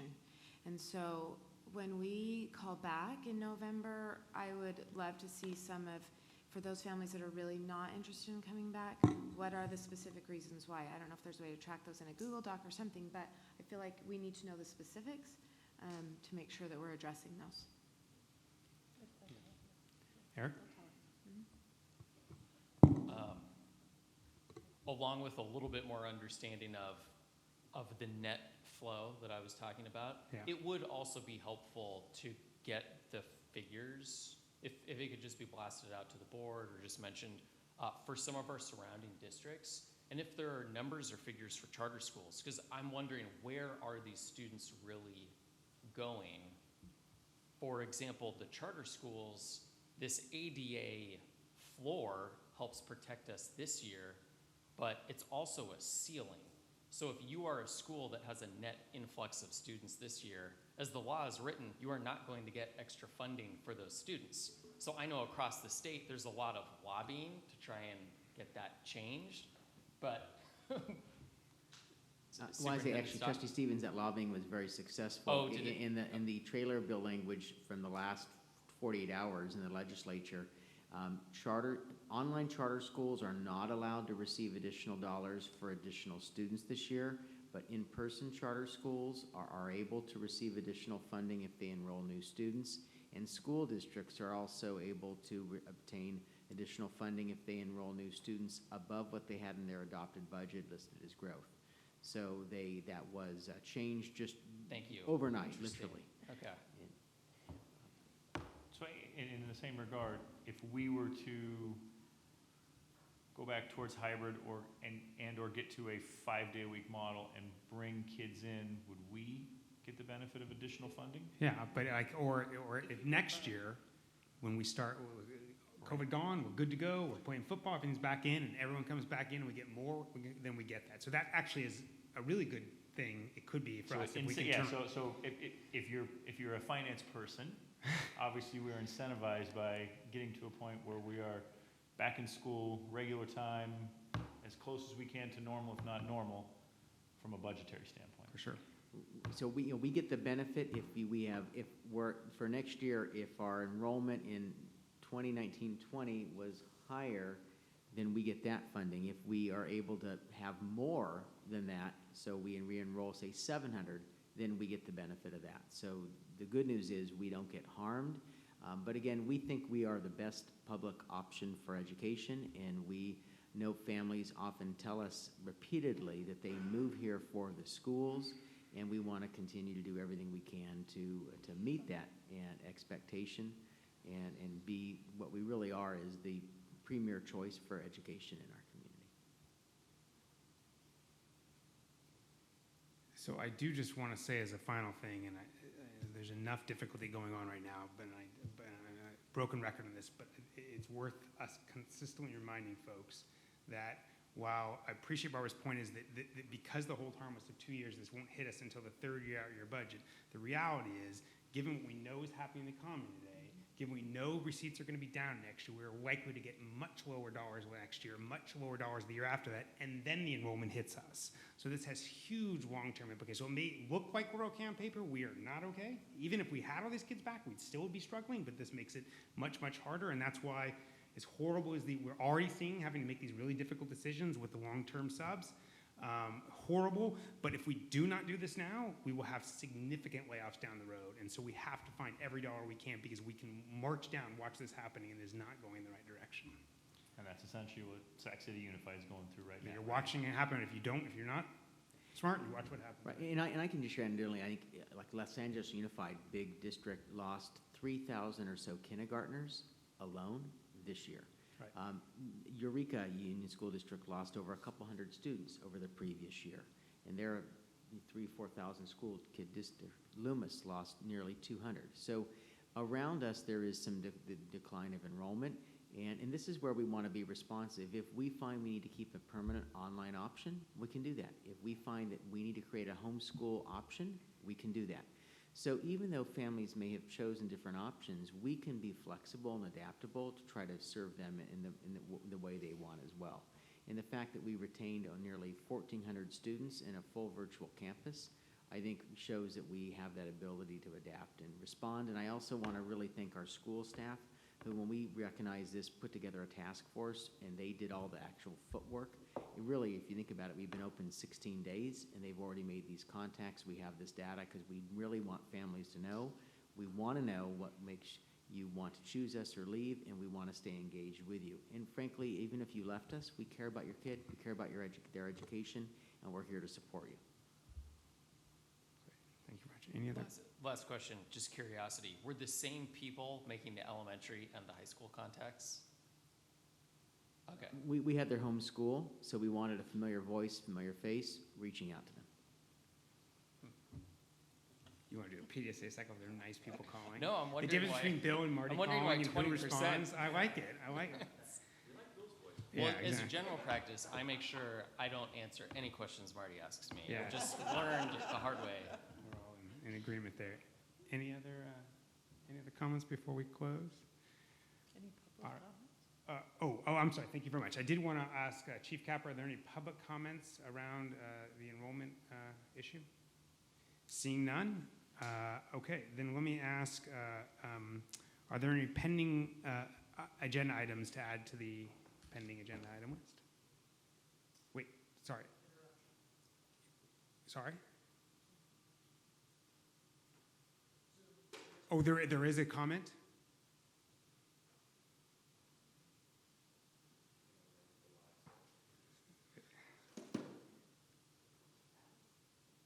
He wants to make a public comment on that item?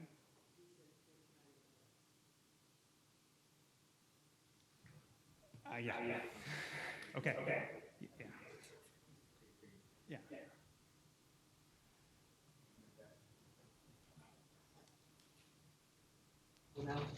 Okay, Travis.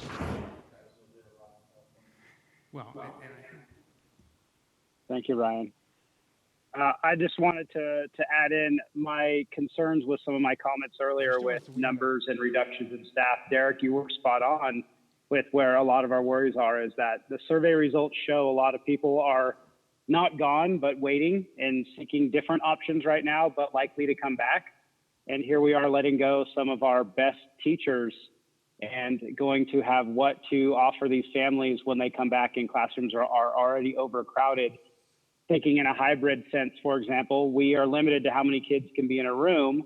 So even the families that are ready to come back when we go hybrid and not just the ones waiting for full return, we're going to be max capacity as it is. And then we're going to be looking to hire people mid-semester, mid-year, and that's just never a good process. So I, again, implore the board of the district to really reevaluate how many we are going to be reducing. And I appreciate Roger mentioning that we did limit the number compared to what the original forecast was, but there are still a strong likelihood that we're going to have a large influx of families as we return back to in-person in any version throughout the year. And hiring staff mid-year is never an easy or successful, well, not successful, but never an easy task in any situation. So that's my 2 cents. Yeah, we actually absolutely all hope that. I do want to be clear, though, that's incorrect, that we're actually not at max capacity, which is why we made this decision. But thank you, I appreciate it, Travis.